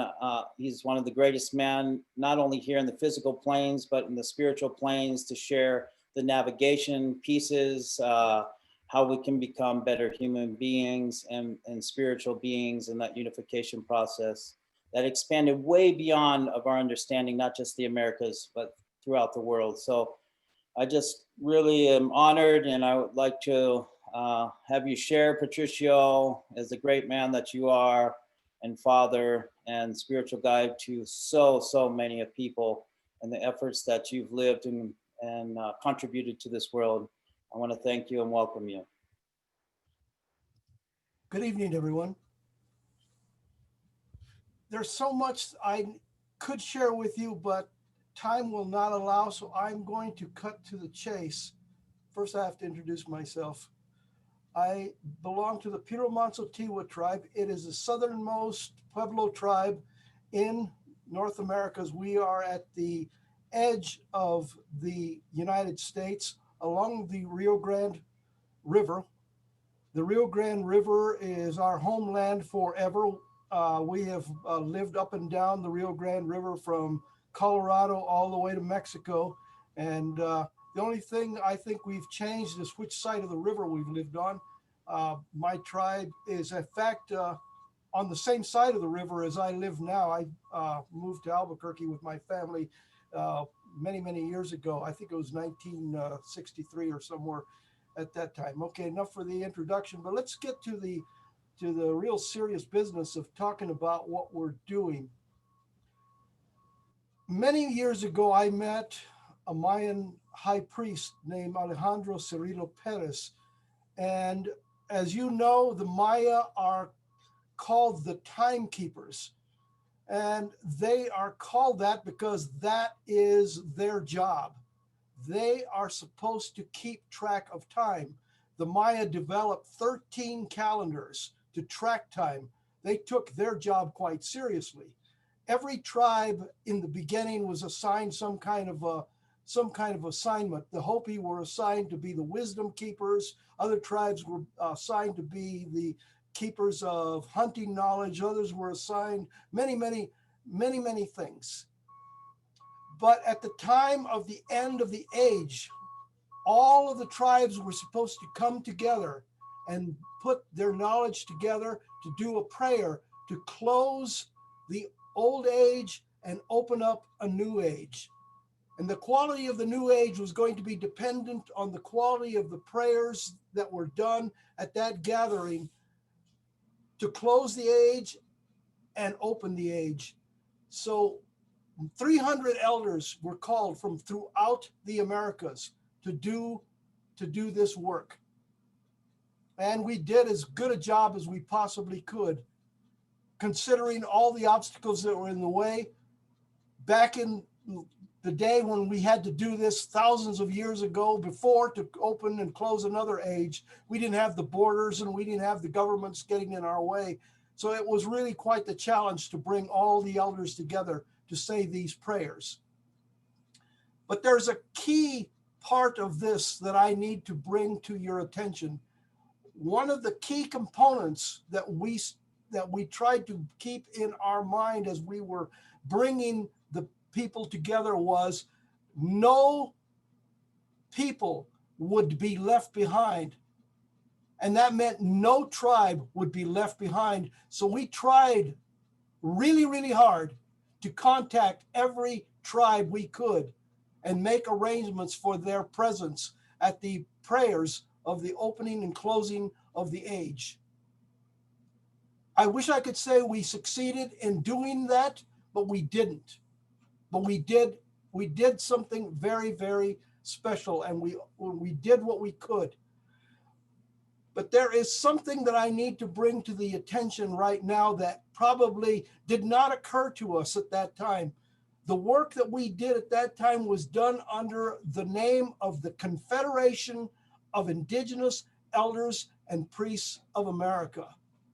Now, here is something that did not occur to me until years after we had done that gathering. No tribe, no people should be left behind. One day I was looking at the 4-direction color wheel, and I noticed that there was 4 colors. There was red, there was black, there was white. What? Oh, yellow, of course. But there was white. We did not, or the prophecy at that time, we did not consider including the white tribe. Actually, there was a people that got left behind. Yes, there was white people at that prayer ceremony, but they were only acting as helpers or financial assistance, or they had smaller tasks. I was one of the coordinators of that gathering. And as a Native person, it occurred to me that, I was supposed to gather all the tribes that I knew about, which meant all the tribes of North America, being a North American native. There was a person who was in charge of gathering all the tribes of Central America. There was a person who was in charge of gathering all the tribes of South America. But after that was done, and I felt that everything that was needed to be done was done, something very interesting happened. Adam Yellowbird contacted me and said, I have been asked by the elders to do a gathering called the Eagle Condor Quetzal, or the Eagle Quetzal Condor gatherings. And I said, oh my God, I thought we were done with that. I mean, we did, you know, we brought elders from all across the Americas. But he says, no, the elders want to keep this going.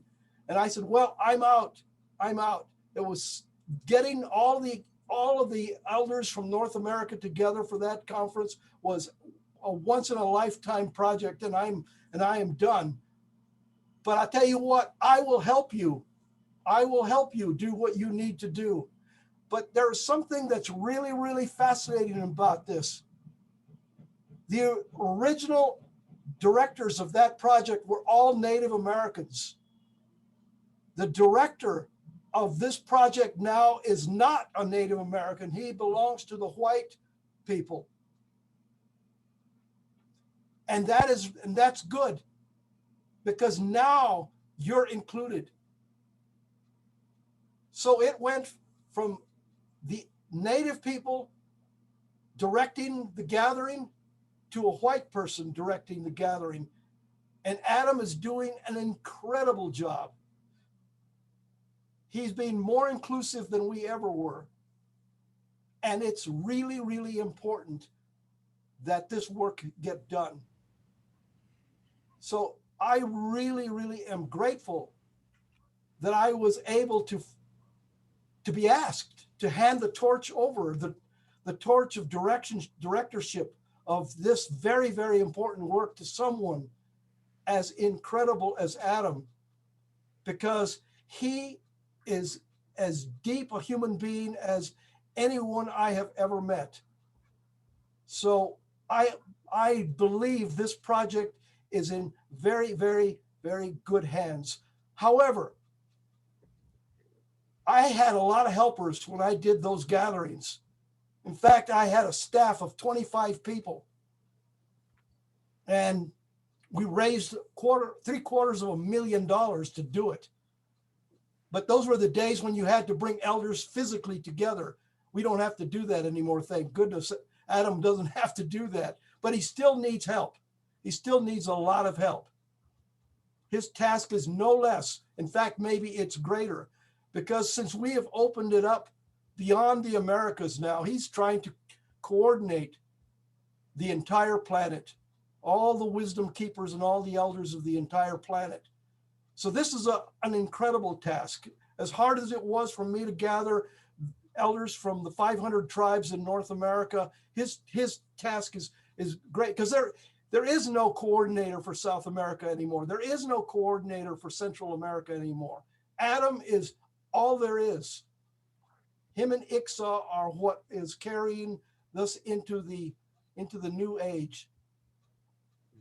So thank you, Adam, for volunteering to do this. I guess you knew you were going to be doing this when you were born, because there is no way that anyone could have knowingly volunteered for something like this, and once they were already incarnated, because it's just an incredible task. Understanding, since I have done something like this in my lifetime, I really, really understand. Thank you. And that's the piece I wanted to bring to the table. Now all the colors of the circle are represented. There is the red, there is the yellow, there is the black, and there is the white. And now we can move forward as the gathering of, and I guess now it's the eagle, condor, quetzal, and whatever other great birds there are in the rest of the world. But we have to come together under the direction of somebody, and Adam is doing this work. So thank you, Adam, and thank you for giving me the opportunity to speak on this subject. I will stop now, because if I keep talking, then I'll open up into other realms, and time does not allow. Every one of us has a piece of this puzzle that we have to bring together. In fact, that was the concept. When we said the Confederation of Indigenous Elders got together to open and close the age, every tribe was supposed to bring their piece of the puzzle together. They have their prayer, and they were supposed to add their prayer to the ceremony. And now we're doing exactly that. Adam is trying to get us to bring all of those pieces together. Thank you again. I've spoken. Thank you very, very much, Patricio. We really appreciate having you with us. And again, Patricio is a spiritual guide. He's involved in many important things. You can learn more about him also by going to onepeopletribalnation.org. onepeopletribalnation.org. And thank you very much for blessing us with your presence. We're very, very grateful. Thank you. All right. It's now my pleasure to introduce Jay Mayer. And Jay is, he's who makes this all happen. Jay is who has sponsored this show. He is a very, very special soul in my life, and a very, very special soul. He's the creator of Light Touch, which has brought a lot of really good things to our world. And those of you who came into the Zoom room heard Jay speak at length earlier. But Jay, I'd love for you to just share for a couple of minutes why this topic is so important to you. First, it's great to be here. It's wonderful to be part of something. And the Global Peace Tribe is something. It's bringing people together. It's bringing this great artists that we know. Now they're out there in the world in all new ways. All of us are. And it's a peace tribe. You know, we're standing for what's important and what's meaningful, and peace is what's meaningful to all of us. So I feel really honored to be a part of this, and I want to welcome everyone to the show. And it's just great, you know, to be able to be a facilitator of something that's this important. The native wisdom, our ancestors, you know, the earth, the healing, these times that we're living in. It's just so important to get it right now. And we don't have all the answers. If we had the answers, you know, the world would be very different right now. So we have to seek, you know, the wisdom seekers, and they will help us and they will show us the way. I see the future. The future is teepees in Washington, D.C. You know, that's just something that I see. I just see it. It's a prophecy. Maybe you'll look back someday when we're having real peace on this earth, and you'll see that we're starting to make it right with the Native Americans, and they should have a seat at the table. You know, this is their land, and we're here, and we all need to work together to make the world a sustainable future for everyone, for us to enjoy. There's opulence here. We should have everything. Everything that everyone needs, there's enough when we share and when we care. Well, you know, Jay, you've done such a wonderful job of demonstrating collaboration, because that is it. I mean, you know, what we just saw Adam and Patricio share, people of all colors coming together to co-create. And I'm going to share just a little co-creation. Jay took the music from Joanne Shenandoah, and we're going to hear from her in just a minute. And along with Jan Kaplan, who's one of our associate producers, Jay, our sponsor, they created a very special short little video that I'm going to share with you right now. Is an example of collaboration between different people, different cultures. So enjoy.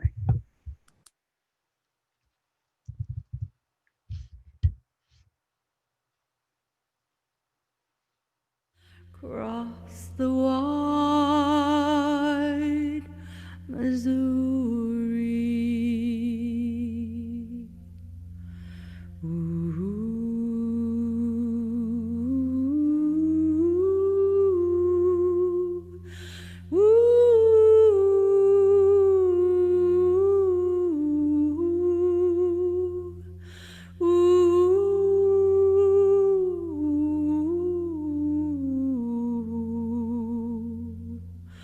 Away, we're bound away across the wide Missouri.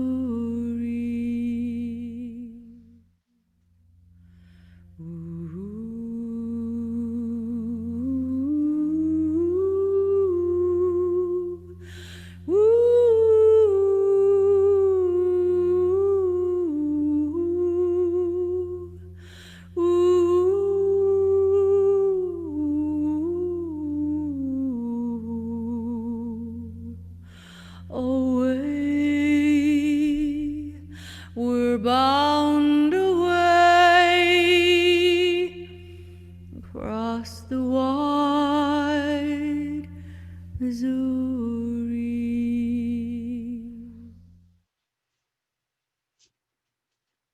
Hmm.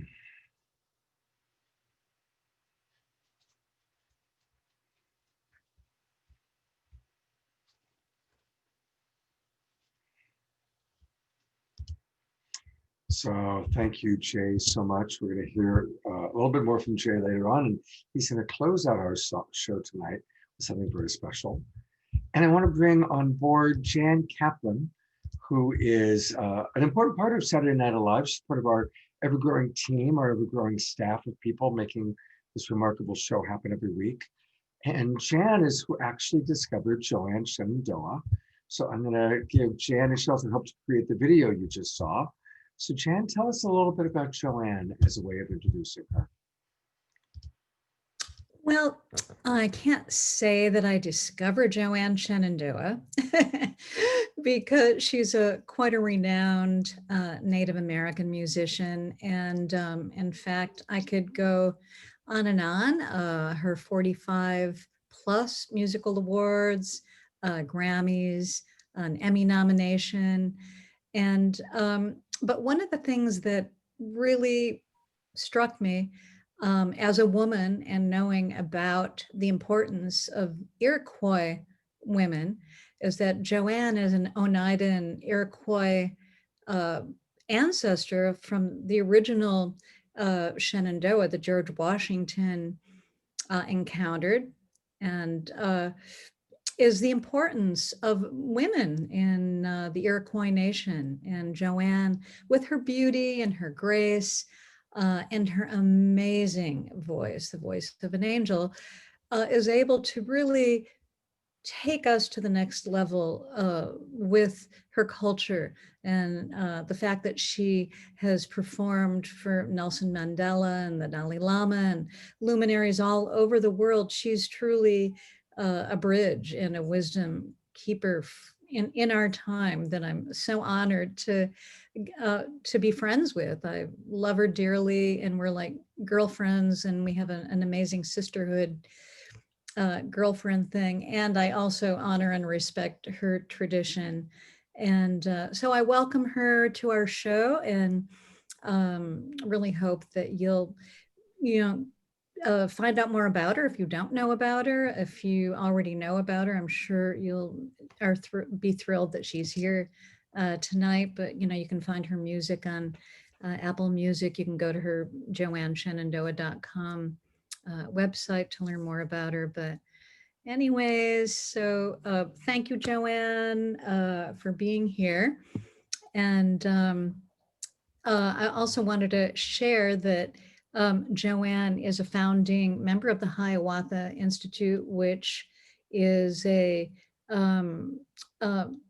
I'll let her tell you a little bit more about it. It's for Indigenous wisdom. It's in upstate New York, and it's a nonprofit. So anyway, thank you so much Thank you, for being here. Thank you so much. And I didn't mean to suggest that you were introduced to the world by Jan, but just to our team here at Saturday Night Alive. And this is the second time we've been blessed to have you with us. So welcome, Joanne. Thank you so much. I'm really tickled to be here too. It's a blessing and an honor as well. And Janice, thank you for such a nice introduction. And Scott for having me back again. And I'm on the East Coast, so I've been up since 5 a.m. Had a 2-hour show earlier this evening. And, you know, I have to say, I come from a long line of amazing leaders. I'm the 7th generation from Chief Shenandoah, who was given the Peace Medal by George Washington for saving his army during the Revolutionary War. And I happen to live on the very land where he died at the age of 110. He founded the Hamilton College in Clinton, New York, known as the Oneida Academy initially. Anyhow, I'm very blessed to have been given the gift of music from a young age. I am Oneida, Onondaga, people of the Standing Stone. My native name is Uqualla, which means she sings or lifts the spirit. So that's what music does. If it's brought to you in a special way, like I've just heard a little while ago, which is beautiful, from Sister Stone. That was really wonderful. I loved your song. And I just want to say also that I'm on a new project with Kevin Locke, who you hear or see dance later today.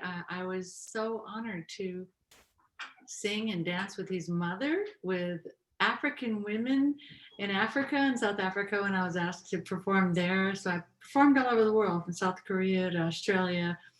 And it's just been such an amazing gift to have been able to share with people, Indigenous people everywhere. You know, it's not about race, religion, age. It's about us all coming together as one, living in harmony and balance with each other in the natural world. In the Arhuaco way, we understand that gratitude is everything. And we must learn forgiveness in order to move forward, to change that structure of what we've been told. Well, your grandfather did it this way. Well, I had to walk to school this way. I had to dress this way. And this is what happened to my ancestors. You know, there comes a point where we have to learn to live with one another. And we have to learn to love one another and care for each other. Otherwise, how will our world survive? There are so many blessings in life. I was talking about seeds yesterday with the 13 Indigenous grandmothers, and seeds are part of one of our 13 ceremonies. And we place them in our horn rattles, and we give thanks for those seeds. And they say, all elements of the earth are going to listen right now. All the birds, all the medicines, all the plants, all the four-leggeds, all of our human being people around the world will listen to us right now as we give thanks and gratitude for our responsibility on this earth. And that means every talent that we have and how we nurture our children to have that same creator-given gift is very important to us. And it's not about us specifically, but how can we help to inspire each other? It's not about one individual's journey or how we make a change, but we can affect each other's lives in such an amazing and magical way. So that's pretty much how I try to live my life. I'm full of gratitude every morning. We give thanks every day for all the seeds, the plants, the medicines. When we take from the earth, they say there are 4 simple rules. Take only what you need. Make sure you use everything that you take, but be thankful. Give gratitude for everything Mother Earth gives to us.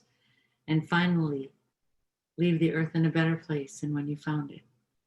So I've been blessed to have been given this wisdom by my elders and my ancestors. And so when I ask for music, I ask for my ancestors to give me that blessing so that I can carry on the music that is necessary in order to bring healing, the vibration of healing to others. So I get thousands of emails on a constant basis. And I tell you, this morning, alone I had 808 spams and one email alone of 20,000 emails that I haven't answered yet. So I'm working at it. I'm just working with a young woman now who's going to try to help me with this. But you know, there are so many blessings to be grateful for. The sun, the moon, and the stars, they have their responsibility. They come up every day. They do what they're supposed to do. The trees continue to try to grow. The birds continue to sing. You know, this is what we need to concentrate on. Unless we live in harmony with our mother, the earth, we're not going to live in harmony with each other. So we have to have that respect and gratitude for the water, for the earth, our mother earth. She will continue on. And like I heard the Dalai Lama say back in 1999, he says, you know, everyone's concerned about the millennium. He goes, but the little ants, they'll be there going, la, la, la, you know, moving forward. And I thought that was so precious. I was like, oh, that's so beautiful. I just absolutely love that. So like Dr. Emoto, who is Japanese, he was one of my heroes. He said, everything we say, everything we do has a vibration. And I forgot to set my clock to see how long I'm going on here. But sorry. Anyway, I just want to say that everything we say has a vibration. And I went to work. I do healing workshops on music is medicine, lifting the spirit. And I worked for the Department of Justice for a whole year, Eric Holder under Obama's administration, to help children exposed to violence across the country. And I understand more than anyone, trust me, about life and experience and how it affects us and how our words stick with us. So unless we understand and learn forgiveness and learn how to bring that healing back, then we won't have peace within us. So as Iroquois people, we believe in the wampum. The wampum is the quahog shell. You see the flag behind me. This is the Hiawatha flag, and I'm trying to move out of the way, but it's the purple and white. So the purple represents bruising or pain, and the white represents purity or truth. So all of our treaty belts are made out of wampum, and the wampum is also an amazing way of showing how you can learn how to forgive, because the purple represents bruising, right? The white represents the purity of our truth and our words and what we say. So what I'm wearing tonight is the wampum, and everything I say is true. So our words are being heard from the Creator. So we must say the truth, which is beautiful. So when we've been hurt and we learn how to forgive, like Hiawatha did, he went singing a song to the evil chief who had murdered all of his children. And Hiawatha was so grieved that he went singing a song. And you know, this is why we created the Hiawatha Institute for Indigenous Knowledge, because we know that people need to hear about this great message of peace, because it's been prophesied that everyone will hear about it, how we buried our weapons of war underneath this tree. 4 white roots will go to the 4 directions of the earth, and on top stands an eagle who's our protector on the great white pine tree. So when the eagle calls out or cries out, we're to join hands together as one. And we can all find shelter under this tree, irrespective of our race, religion, or age, or culture. So I want to sing you this song off my recording called Peacemaker's Journey.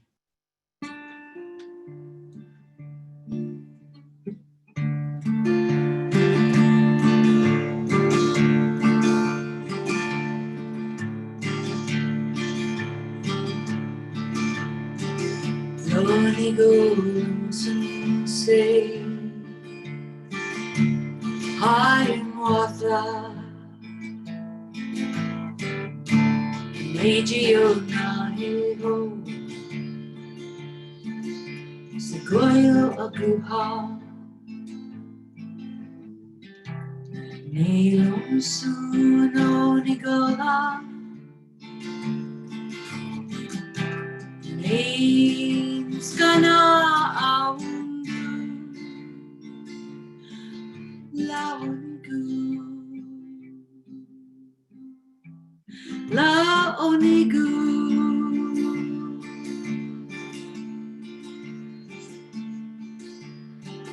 Laonigu,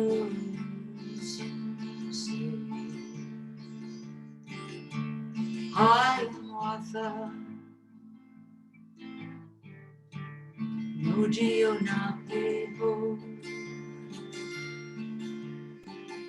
Sequoia-a-guha, Nilon-su-no-nigola, Names-kana-aundu, Laonigu, Laonigu, Laonigu, Laonigu.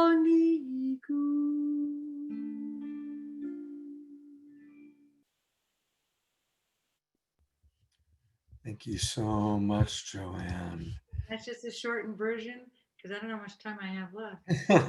Well, we are over, but we appreciate everything you've shared. And I have like I'm 1 bringing minute. up your postcard here where people can get more information about you.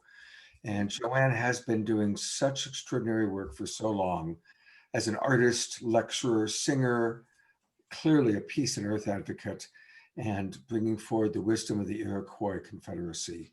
You can find out more about her just by her name, Joanne, that's Joanne, Shenandoah.com. JoanneShenandoah.com. And there's a lot of wonderful things waiting for you at that website. Thank you so much, Joanne. Thank you. A blessing to be with you all tonight. And next time, maybe I could share some more music. So Absolutely. We'd love to have more of your music next time. And there will be beautiful. a Because next I have a lot to one. share. 4 albums, so full symphony as well. But maybe we'll do that live at some point. Yeah, that would be fantastic. Yeah, so I hope people also check out the Hiawatha Institute because that's very important to us to share our wisdom and our knowledge. Excuse me. Yeah, had a long day. I was up at 5 a.m. Yeah, but what a beautiful production, and thank you for the video. I think that was so precious. And Janice, I love you, and Scott, love you too. Have a good evening. And a big thank you to Jay, who also co-created that video, and who not only has sponsored this show, but has committed to sponsoring more editions of the Indigenous Elders Wisdom in the new season, starting in January. So thank you very much, Jay. Thank you. Thank you. All right. Well, now it's time for our what we call the mid-show announcements. And the mid-show announcements, we're actually, to be honest, we're way past mid-show. And we are running a little bit late, but we're appreciating all the wisdom we've heard from people. And there is a lot that goes into putting this show together. And so a reminder that for those of you watching, and I see thousands are watching on Facebook right now, you can still come into our Zoom room. And it's wonderful to come into the Zoom room. We can chat with you more easily. And by doing that, you register and we get your email address, and then we can give you all sorts of wonderful things. We can provide you with information on upcoming shows. You'll get the replay, not just of this show, but the replay of previous shows. So how do you do it? It's easy. Just go to globalpeacetribe.com, globalpeacetribe.com, and register. It doesn't take long at all to register, so please join us. And I do want to thank those of you that have already provided financial support to our program tonight. And usually I'm able to read the donors, but because it's not our GoFundMe, I can't do that tonight. And I kind of am missing that because it's kind of fun to read the names of the people who have donated. So you know who you are. Thank you, thank you, thank you. And if you haven't donated yet, please, even $5 or 50 or 500 or 5,000, but even 5 is fantastic. ICSAW, ICSAW.com, contribute is how we do it. And thank you so much.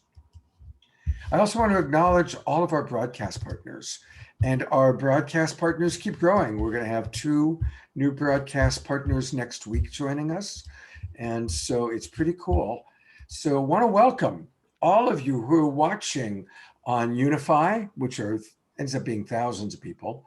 We want to thank our friends at the Sign Network. John and Summer Raymer, you are such sweethearts. And I've noticed that you've shared us out again tonight to about 60 to 75 of your networks, of your pages that you share out on. So thank you. Welcome to our friends watching on Awake TV. Of course, Light Touch, that's light-touch.me, is our sponsor of tonight's show. And they've sponsored many shows. They sponsor 1 or 2 shows a month for us, which really helps us to keep this going. I want to welcome our friends watching on the YouTube channel from our friend Alan Steinfeld, New Realities. Of course, Love Coach Academy is my organization. And I know a lot of you are watching on Love Coach Academy right now. And again, a big hello to our friends at Earth Dance Global, Humanities Team, Portal to Ascension, Disclosure Fest, Global Days of Unity, and Earthwalk. All partners that we love collaborating with and really appreciate collaborating with. So thank you. And now to share a little bit more of some of the fun things that we've got coming up. Here's my producing partner, Deborah. Thank you, Scott. And I also want to thank all the people that are donating and all the people that donated when you register and donate directly to Saturday Night Alive, because that really helps us bring you a show, a high quality show every week. And a lot of you email us with your love and your good wishes and your appreciation. And we have an endorsement form we'd love for you to fill out and tell us what you love about the show so that we can spread your good vibes out as we share with others. So I'm posting that in the chat room and on the Facebook post. So if you'd like to fill that out, we would just love that for you to tell us what you love about our show. And because you love our show and because of your donations, we are going to continue to produce these amazing shows for you. And next week, we are going to have on November 21st, it's going to be Reimagine and Take Action, shifting a world fed by fear to a world led by love. It's produced in collaboration with Teresa Collins of Global Coherence Pulse. And we've got some really magical beings on this show. Jess Magic, Pete Longworth, Paulette Pipe, Kristen Hoffman, Luke Cohen, Amalia Grace, Theo Grace, Peter Opperman, Chireya Dharma, and Alexi Vase. Teresa is responsible for the Global Coherence Pulse collaboration with HeartMath that happens every month. And she has 5,000 people from around the world that come together in a pulse where they resonate their heart and their spirit connection together. And it's extremely healing for everyone on there and for the planet. So this is what we're going to experience next week. And then on November 28th, we're going to celebrate community, because that's what Thanksgiving is celebrating family and celebrating community. And a lot of us aren't going to be able to go and be with family in the way we normally are. So we are going to take advantage of that this weekend. It's the power of community building trust and coherence. It's being co-created with Brad Nye, who runs the Tribalize conference. We're going to have Stephen Brooks, who's the producer of Envision Festival in Costa Rica, Michael Brian Baker, Bill Kalf, Connie, and Andrew. We're going to be a part of it, Baxter, and many, many other beautiful people. And we're really going to come together in heart and connection. And December 5th, it is Hidden Mysteries, Ancient Advanced Spiritual Civilizations, and How They Inform Us Now. This is going to be a really incredible show. William Henry, many other people that have studied ancient civilizations. This is being produced by our associate producer, Jerea Dharma. It's going to be extremely fascinating. Tricia McCannon, many, many others. And then December 12th, we have another great show, very important for the times, Relationship Mastery. This is going to also be sponsored by Jay Mayer. December 19th, Winter Solstice Activation. We are going to use the power of the portal and all of our energies from around the world to create a really important gathering and activation for Winter Solstice. And then on the 26th, we will have special moments of Saturday Night Alive. We're going to bring back special clips of the whole year. We started in April, so we have almost a whole year or 3/4 of a year to share with you. And we're going to have some special musical guests on and special celebrities. So that's going to be really great. And we are going to be producing a whole other winter season. So from January to March, we've got some great ideas, some great keynote speakers, musicians, themes, topics. And so we appreciate your support around that. Again, your donations are really helpful for us to be able to continue this on and keep doing this at this very important, unprecedented time in the planet to keep our connection, our wisdom, our high vibe going during these times. So we love you and appreciate you. Thank you so much, Deborah. And thank you, everybody, for watching. This show obviously means a lot to both Deborah and I, and it is amazing the feedback we get from all of you. So as you see, we're going full steam ahead with all of your support. Thank you very, very much. All right, we love music. We love Sister Stone. I want to encourage all of our panelists that are still with us to move to the music. And remember, if you're moving to the music, I just want to put the spotlight on you. So Sister Stone, take it away. Thank you. Thank you again. For all of those who weren't here for my previous share and song, I just want to say hello. My name is Sister Stone, or Shayna Gladstone, and I come from inhabited Anishinaabe lands in Oak Park, Michigan. And I'm actually currently in Tulum, Mexico, on Mayan indigenous lands here. With the ocean and the jungles and the ruins here and the cenotes and the underworld. And so I'm just here honoring and thanking all of the life here that has welcomed me and allowed me to be here on this land, and all of my ancestors on my mother's side and my father's side for allowing me to be here and, you know, to create, live, breathe, walk, think, sing, be. And so with that, I know we're running a little behind, and I just invite you in this next song that I'm going to share to really hear the lyrics, because so much of what I share about in my work in the world is communicated in the words that I write and I put into this music. Is so much of why I create, is the messages and the medicine there. And I also just want to say that something that's really important to me as well is creating inclusive spaces for LGBTQ2A and BIPOC communities. And so much of the work that I do is opening up spaces that we can create for all people to learn how we can not only get into reciprocal relationship with the earth, but also like really access and empower ourselves with the gifts that we were born with, that we're here to give as an offering to the world, and how we can do that in our best and most highest service and authenticity. And so that's what I do as well, and with my programs and my one-on-one mentorship work. So feel free to check all that out on my website, and I hope you enjoy this next song. It's called Relations.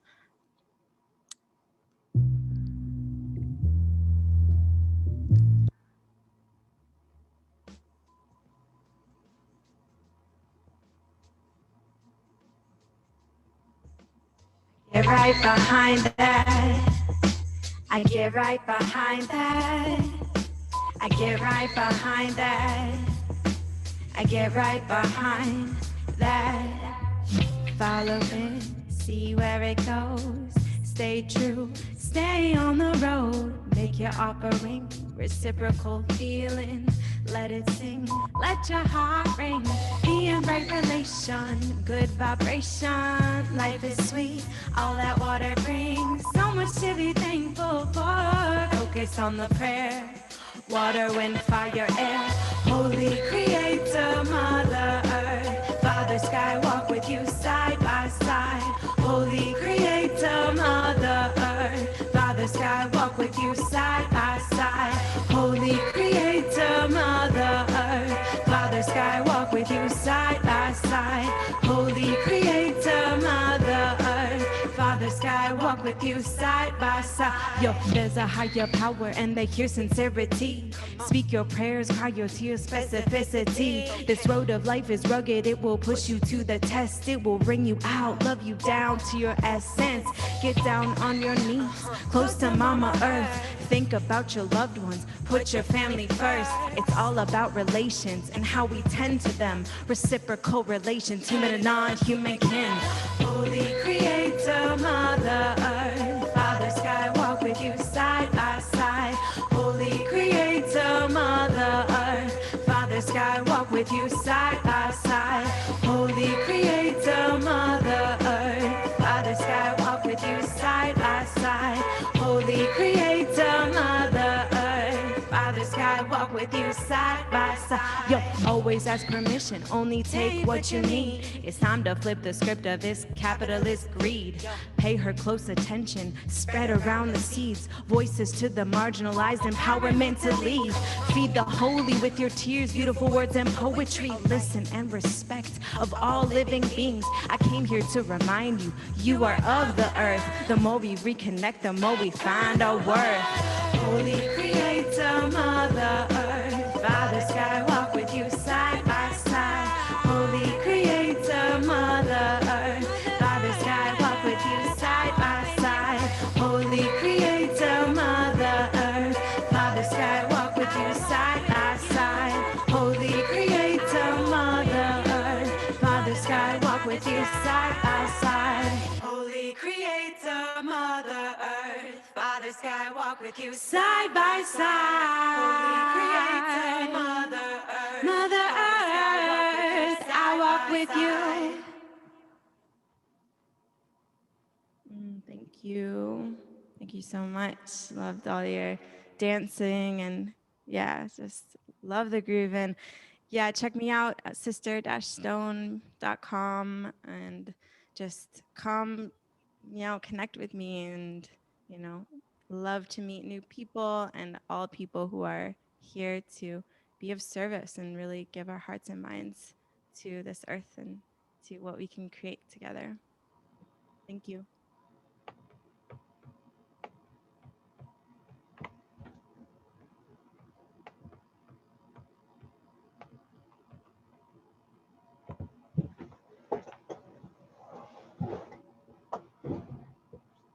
Oh, Scott, you're muted. I was muted. I was like singing your praises and telling everybody and about to go to your website.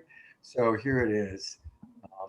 Let's all go to sisterstone.com and there's a lot going on there. So definitely, and thank you for coming. A lot of us are older and it's really inspiring to see your generation coming forward the way that you are. So thank you for that. That's very, very important. Thank you. Also, just want to remind everybody one more time that tomorrow, for those of you who came in a little bit later, we've got people actually still coming into the show right now. Want to remind you that tomorrow we're going to listen to three of our elders, Adam Yellowbird, and then Calixto and Laura, who are both primarily Spanish speaking. Calixto is coming to us all the way from Colombia, and Laura is coming to us from Mexico. And so it's going to be really important to have them on our show. It's my Sacred Sunday show that I do every Sunday morning. This is a special edition, kind of following up on wisdom from the Indigenous Elders. So again, please join us tomorrow morning, Sunday, November 15th at 10 a.m. Pacific time, where we're going to really be able to go in and drop deep with with three very wise elders, and Lupita, who will be doing the translation for us. So we're pretty grateful for that. Thank you. And now I'm going to turn it over to my partner, Deborah, to introduce us to the Global Peace Tribe Recommends program. Thank you, Scott. And one thing we've been doing each week is bringing you some of the incredible virtual festivals and conferences that are happening lately. As you know, we can't meet live, and a lot of the festivals and conferences that have been happening annually are now going virtual. So we want to make sure you know about them so you can join them. And this is one of the benefits of what's happening now. If we can find the lemonade and all that's going on, is that all the wisdom and the medicine that has been happening at the festivals and live events can now go out over the world to everyone virtually as everyone tunes in. So one event that's happening next week that I want to share with you is Marianne Williamson's Women's Wisdom in Time of Crisis. Marianne is one of our favorite presenters. She was on last week right during our election recovery, had a lot of important wisdom to share about what's next and how we come together and unify in compassion towards solutions. And one of her primary solutions is to allow the women to speak, allow the women to lead, and allow the women and men to come together in partnership. So this conference is going to be about that. There is going to be some incredible women leaders that are good friends of hers and allies: Claire Zammit, Marcy Schmeinoff, Ariel Ford, Reverend Deborah Johnson, and many others, including Lynn Twist, are going to be at this conference. And Marianne will share a lot of her wisdom as well. So I'm going to post the links in the chat room. It's Friday, November 20th and Saturday, November 21st. And of course, there will be replays, which is the magic of the virtual conferences, that you can sign up. But if you can't see it then, you can watch it on your own time later. So please do register for this event. This is also a way to support Marianne. She is such a leader and a voice for us, and so many things she does in running for Congress and running for president last year. She is really out there consistently. So I'd love for us all to support and attend her virtual conference next weekend, Friday and Saturday. And I will post that in the chat room. And Scott, I think you have one more other opportunity we'd like to share with everyone, the health campaign. Just a reminder that you can register by going to marianne.com, and that's where you'll be able to find it. So that's one place. And then also Deborah is putting the links up for us. So thank you. We are really appreciating all the different organizations, events, things that are taking place. We are the Global Peace Tribe. And those of you who are watching, you are an important part of this. So I want to say, everybody who hears my voice right now, everybody watching, even if you're watching the replay, you are all an essential and important part of this movement, this rainbow movement of us coming together, people of all ages, races, to create peace in our world. And one of the things that Deborah and I recently learned about that we really want to support is a very important health campaign. And hopefully what you're seeing, you're seeing it right now. It's a petition put together by our friend Jeff Ringrold. And it's an opportunity that if you can just sign it, it just takes like 45 seconds. You can help save lives and livelihoods. I mean, think about it. What would it be like if something very simple that takes only 45 seconds could really make a big difference? Well, there is something.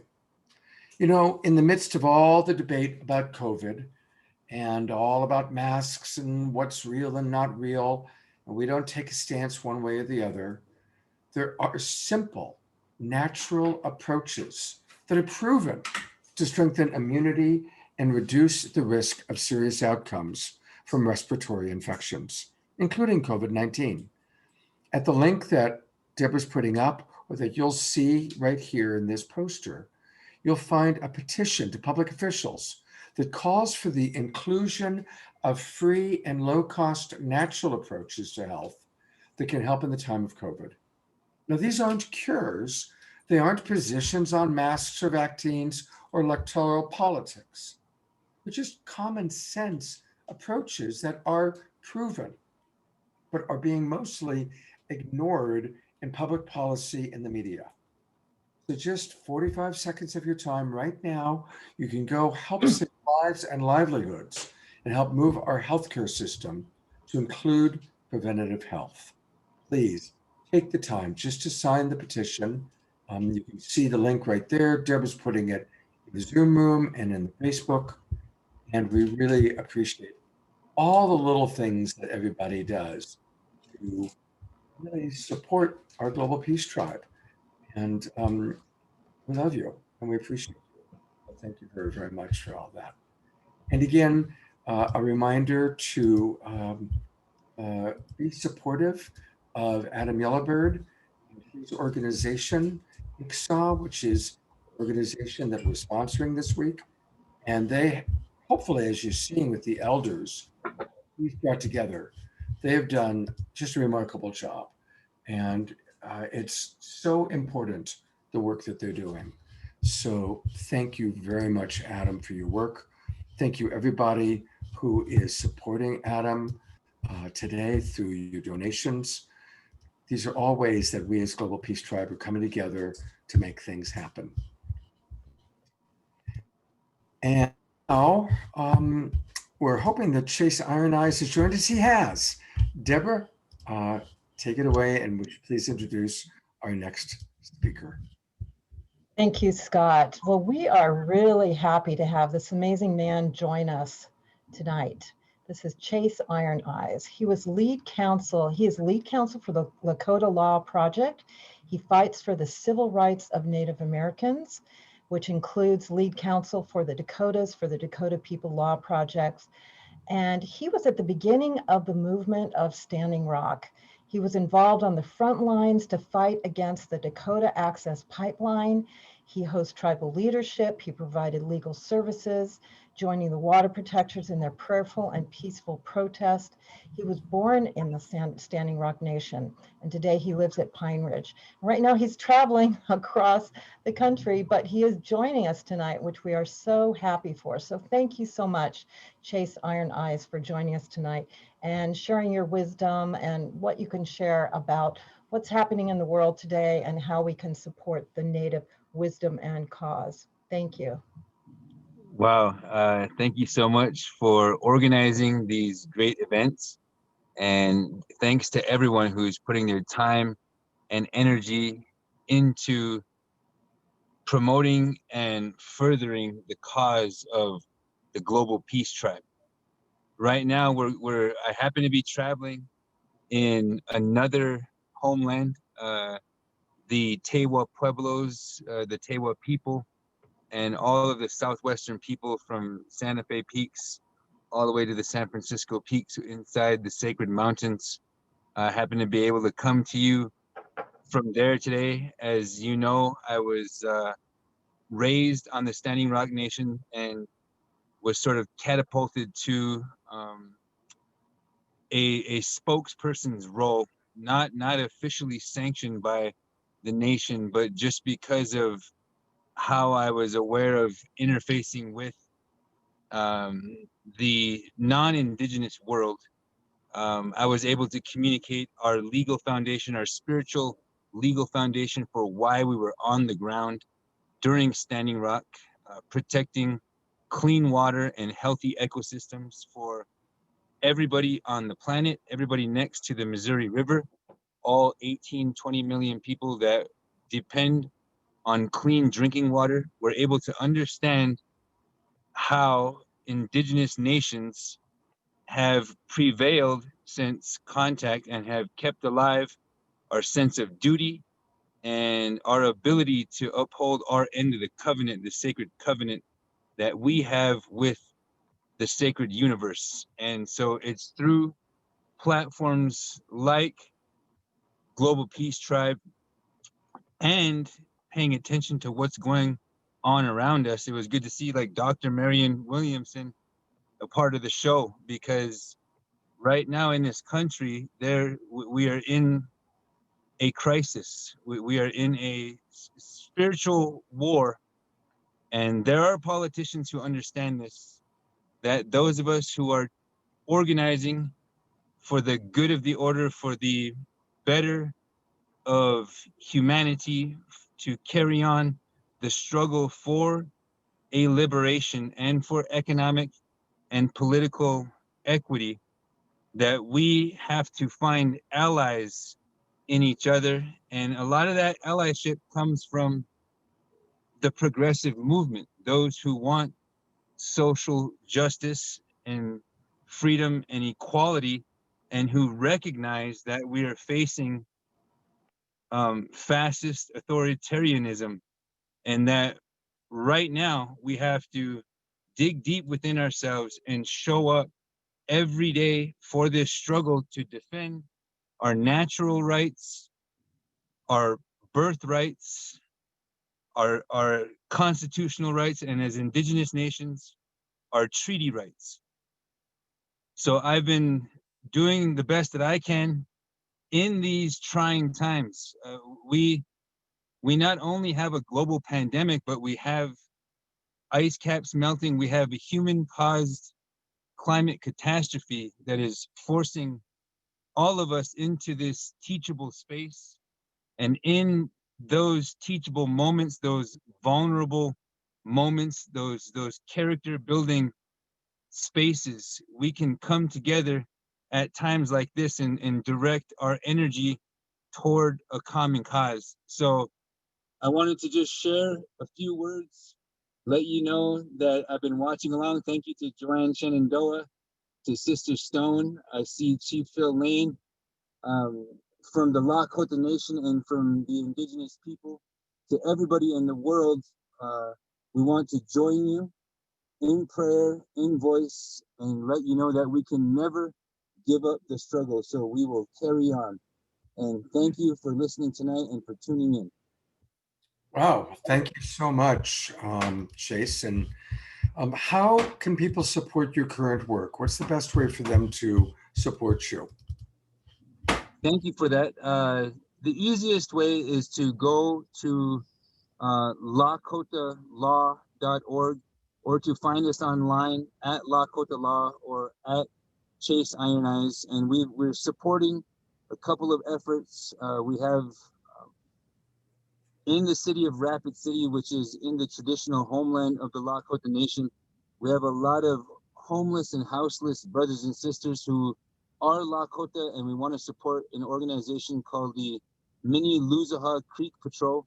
But the easiest way to link up with some of these on the ground occurrences and happenings, like the land back movement and the land back prophecy that is happening right now, that seeks to put Indigenous peoples and those of us who are seeking an awareness and an understanding in positions to create relationships with sacred sites and with the land in our traditional territories. So go to Lakota Law online or lakotalaw.org on the internet.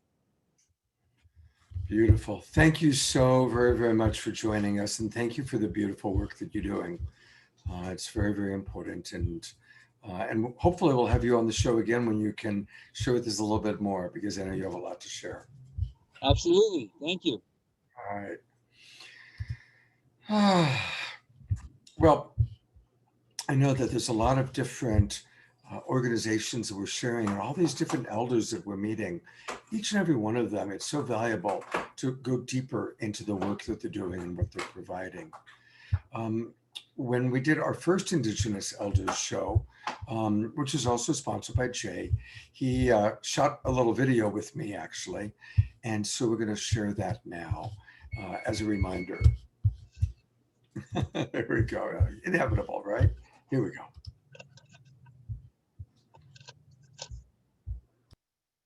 I really want to thank Jay Mayer and Light Touch for sponsoring this very important show, in which we're bringing you the wisdom of Native Americans and various Indigenous elders.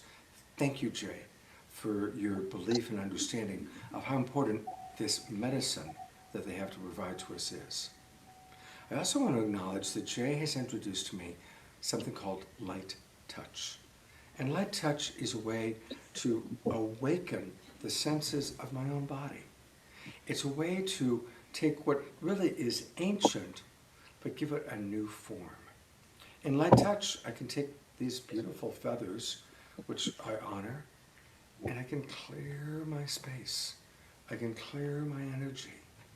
And then what I do is I very gently touch myself. And I feel my heart opening, and I drop into great appreciation for the abundance of my life. Thank you, Great Spirit, for all the blessings.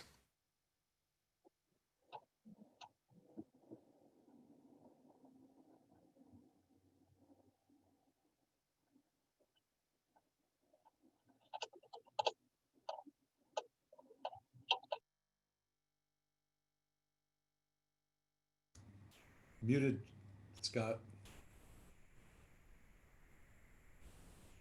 You're muted. You know, what happens is when I'm doing a screen share, I can't mute another person. So of course, once the video started, I noticed that Chase hadn't muted himself. But I hope you all appreciated that just as I said about opening my heart, we heard his car doorbell ring. So I'm just gonna pretend that there was like a little magical moment there. You gotta just, hey, we're all coming from living rooms, cars. It's every one of these shows, to be honest, is a miracle. It's really pretty amazing. So anyway, thank you. And now I'm going to turn it back over to our co-host, Adam, who's going to tell us a little bit about Kevin Locke. And then we have a really special video to share with you that Kevin co-created with our co-producer, Shariah. Adam, tell us a little bit about Kevin. Well, my first meeting with Kevin Locke was right outside of Little Eagle, South Dakota on the Standing Rock Reservation. And that was a life-changing at that moment in time, about 11:30 in the evening, was at a purification ceremony. They call it Inipi. And that was a pivotal point in my life where I was going through a lot of transitional turmoil in my own life to bring me to the next level. And I was able to sit in the ceremony on the Renville home foundation there in an ancient area where they had their holy ceremonies. And at that point, I began to realize how big Kevin's heart was and is and still is and will be beyond. And shared that with me through his song and all the teachings and everything that he's learned from the grandmamas, from time and eternity to the time that he would receive that and what he shared in his songs. And they were healing songs, they were upliftment songs, and his dance and prayer. And about that we would do this together and we would dance together and we would pray together. So I've kept in touch with him all these years. I was a young man at that time, and we still keep smiling. He still keeps dancing. And I'm just so honored that I could sit in that Inipi, that ceremony, and it has truly changed my life. And I know he's traveled the world greatly, and he's always been in my heart and prayers. And Kevin, I love you so much for that opportunity to be able to be a part of your life. And so please, at this moment, Kevin, take that time. All right, here's a video. Kevin, welcome to Saturday Night Alive. You are a hoop dancer and a native elder and wisdom keeper. Ke haumita ke peleha le bawaka yujaja pi ampetu taetu ki ha yuha wachian kapi naha lila chante wastea na pe ochius papi. Hello everybody, it's great to see you all here at the Saturday Night Live, and I give you all a heartfelt handshake. To me, the whole idea is to take out the universal themes and use those themes to accentuate our innate oneness, because I always feel that whatever ethnicity or whatever we are, that's just a secondary identity. Our primary identity is world citizens, members of the human being tribe. Whatever you're doing, as long as you can accentuate that, why then that's the only thing that matters. I I find that to be very beautiful. Thank you so much for that sentiment. That is the medicine that is needed at this time. Yeah.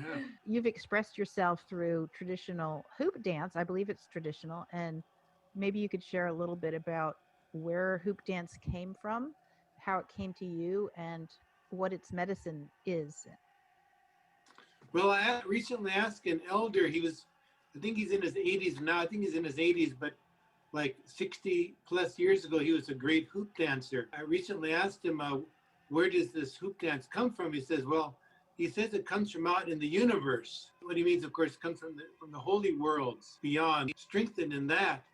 And so he said, my work is really good in that way. But then he said, even adults, even though most adults have forgotten where they're from, he said, through these ways, through the heavenly ways, we can reach them and we can take them, we can bring them back into that circle. How does it make you feel when you're doing that sacred work of the hoop dance that has come from the heavenly realms? Well, a lot of people ask me if I get dizzy when I do that, because when you spin to bring the designs out, the centrifugal force causes the designs to be displayed. And so then I say, no, the only time I really get dizzy and confused is in my everyday life, and I have to try and fit myself into this material world. But the moment you do these ways that are from the holy realms, from the universe, then you can feel connected. So once I start, then that's when all that confusion, all that disorientation disappears, and I can really feel more aligned. And the whole idea is to use this and you bring everybody into this. It's like you're pulling everybody into the hoop of life where everything is connected, everything is related. That's beautiful. So the dance is a way to create coherence in the community then, isn't it? Yeah, well, you know, here in North America for thousands of years, they always say there's 4 ways to pray. You can say your prayers, you can verbalize your prayers. That's one way. If you want to propel your prayer further, then you can sing your prayer. If you want to really turbocharge your prayer, then you can dance it. And that's one of the main features in North America, is that one of the highest forms of prayer that is across the board in North America is the different dances. But really, none of that makes any difference unless you live your prayer. You live your prayer. That's the 4th way, but that's the only one that really matters. That's where the rubber hits the road. If you don't live your prayer, then nothing else really matters. And so, can you explain what living your prayer means? Does it mean doing things in accordance with your prayer? Or does it mean feeling the outcome, like praying rain ahead of time, or both? Well, you know, all throughout North America, these holy ones, these great teachers, these divine souls have appeared and brought the ways, the holy ways to this earth, the ways that we could walk through this earth, upon this earth. And we come from the heavens, and then we journey upon this world, and we go back to that heavenly journey. So we need to try and put ourselves into alignment all the way through. Just like, you know, for instance, the Lakota people received their teachings from this woman, a holy soul who brought these divine laws to the people. And some say she was the one that gave that name Lakota or Dakota, which means to be civilized, to be human, to be pious, to be faithful. The teachings that she brought were to enable us to actualize this upon this earth. It's the way of balance. It's the way of beauty, you could say, something like that. That's what the whole purpose of it is. And I think it's the same all throughout North America, although these divine teachers differ from ethnicity to ethnicity, but the message that they bring is all the same. The hoop dance is part of that. It's just one of those, because we use symbology of the hoop, the circle, which is a universal archetype for all peoples. It means the same thing. It represents wholeness, completeness, continuity, unity, harmony, balance, beauty, order, everything good, everything holy is symbolized by that design. That hoop is a design for all humanity. And inside of there's no corner, there's no place to hide. Everybody's there, hand in hand, arm in arm, shoulder to shoulder. So then all the designs, they represent, you know, as you display them, represents the springtime, but it's not the physical springtime, but it represents the springtime that autumn or winter shall never overtake. And that's the springtime that occurs in the collective heart of humanity. So then when we create the designs, we create the sequence of designs that extols the progression during the 28-day lunar cycle where all the signs of spring appear. Of course, that's why we use the 28 hoops to represent that progression. We as human beings represent discrete hoops of humanity.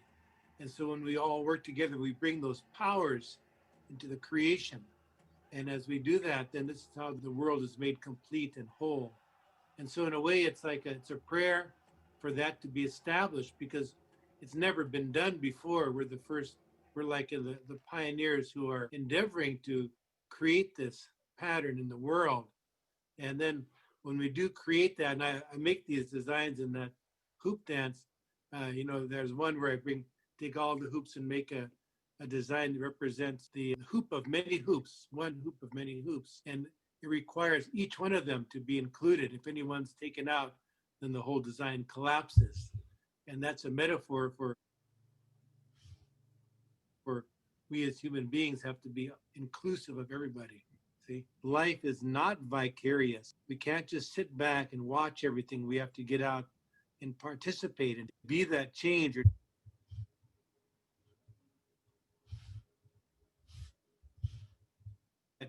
to be that proponent of the forces of integration in this world. And we all have a place, we all have a dynamic job and role to play in creating that in the world today. That's what the dance is all about. It's a prophecy which is coming true today. Beautiful. That was beautiful. And I want to just thank Shirai, our associate producer, who did a wonderful job of putting that together. And Adam, as you look at that, what comes up for your partner? The gift of life, you know, Kevin's essence really gave me such an inspiration in the purification ceremony that I was able to look at different stages of my life and say, yes, I want to be a participant in this world as a young man, and I want to make a difference not only for my family and loved ones, but for the nations, the people, and the world. So it's just, it brings internal tears to my heart, feelings and emotions, and I'm just very grateful, so honored that we could come together and have him a part of this show here.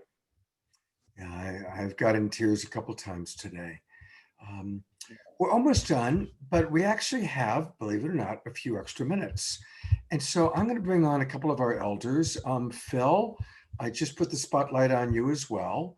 Laura, I'm bringing you on. Patricio, I'm bringing you on. And we're going to have Jay in a few moments do a little closing song for us. But I'm going to remove myself. And I do want to open it up that each and every one of you, if you have, you know, like a 1 minute, 2 minute final thought that you want to share, please do so. I wanted to share that my heart is just overflowing with the divine blessings that are showering down upon each and every one of us. I think it's time to open our hearts and minds, because we have entered the day that shall not be followed by night. And Tushka, Adam, I just realized, you know, we're sundancing the same place. You know, that's Tahanshi Kevin. My cousin Kevin is one started in 1980. I don't know what you were there. It was a little Pete Catches. Yeah. Oh, I'll tell you what, that's a good place to dance. Yes. You know, Pete liked to do 2 days and 2 nights. What do you call it? 2 blue days and 2 yellow days. We never stopped. 2 days and 2 nights. Uh-huh. No, and by the way, sweat at the beginning and the end. That's it. I'll tell you, I love to dance like that. Wow. So great. And to hear everybody, Patricio, so wonderful to hear you. You know, I have some Leon Sagandero and Tata are dear close to me. And I've shared some videos in there and other materials, Shift to the Ages with Tata, telling his life. You were part of that. Toshka Adam, you were one of the ones that helped do that. So nice to hear from Toshka Chase. You know, 3 of us are here related to Standing Rock. My dad born in Uqualla. And I was thinking, well, I don't think you're prejudiced there, Toshka. Your son danced there, and you got Kevin, my Tansha Kevin's from Uqualla. I'm from Uqualla.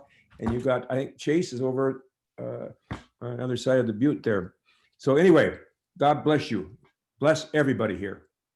This is our day to arise as prophesied. Aho. Aho. Thank you so much. Thank you, Phil.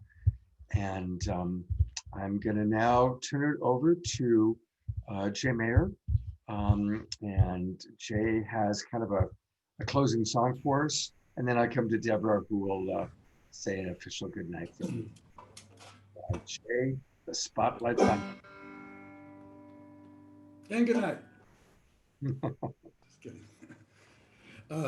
It's called Love is the Answer.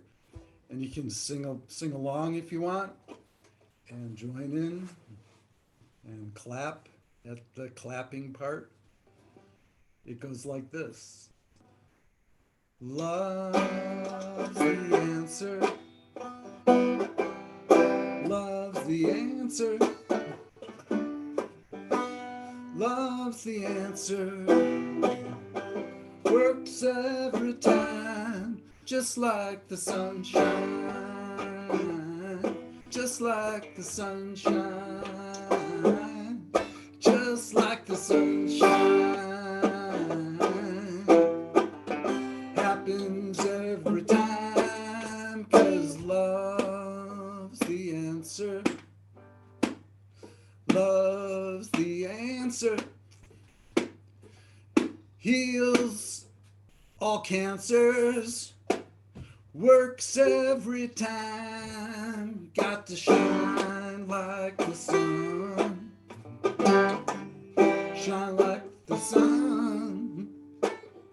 Our time has come to shine like the sun. We got to shine like the sun. Shine like the sun. Our time has come to shine like the sun.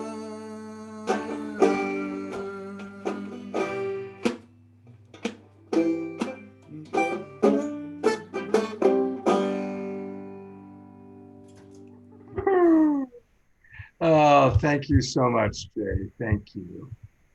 All right. Well, to say goodnight, I'm going to turn it over to my producer. Thank you, Scott. And thank you, everyone, all the presenters that were here tonight. Your words were so beautiful.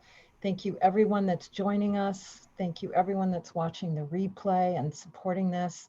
And we are definitely all connected in unity. And I think Jay said it right on. Love is the answer, because that's really what was here tonight. A lot of love for the Indigenous people and wisdom who are us, who are all of us, and we are all unified now, unifying now. That's what this world is about. That's what this challenge is about, is to bring us together and really move forward in a unified way. So thank you so much. Please join us next week, where we're going to have another great show. Reimagine and take action, shifting from a world fed by fear to a world led by love. And we're going to have more of that. It's produced in collaboration with Teresa Collins of Global Coherence Pulse. So we invite you to come back again and again, sharing so much love and appreciation. Thank you. Great. And I want to just remind people one last time about tomorrow morning, where we can really drop in deeper with our Spanish-speaking elders, Calixto, coming to us all the way from Colombia, and Laura, who you met briefly tonight. Adam is going to be back with us. We'll be able to really drop in to a deeper conversation. Join us tomorrow. It's all free. It's all online. 10 o'clock in the morning. You can find it live on Facebook. You could also private message me if you haven't gotten the Zoom room link. If you want to come into the Zoom room, I'll also be posting it on my wall right now on Facebook. So you just go to my wall and see the Zoom room link there. Hope to see a lot of you tomorrow. And thank you, everybody, for watching. Let's have a beautiful weekend. God blessing. And thank you to our elders and to Adam for putting it all together. Thank you. Good night, everybody.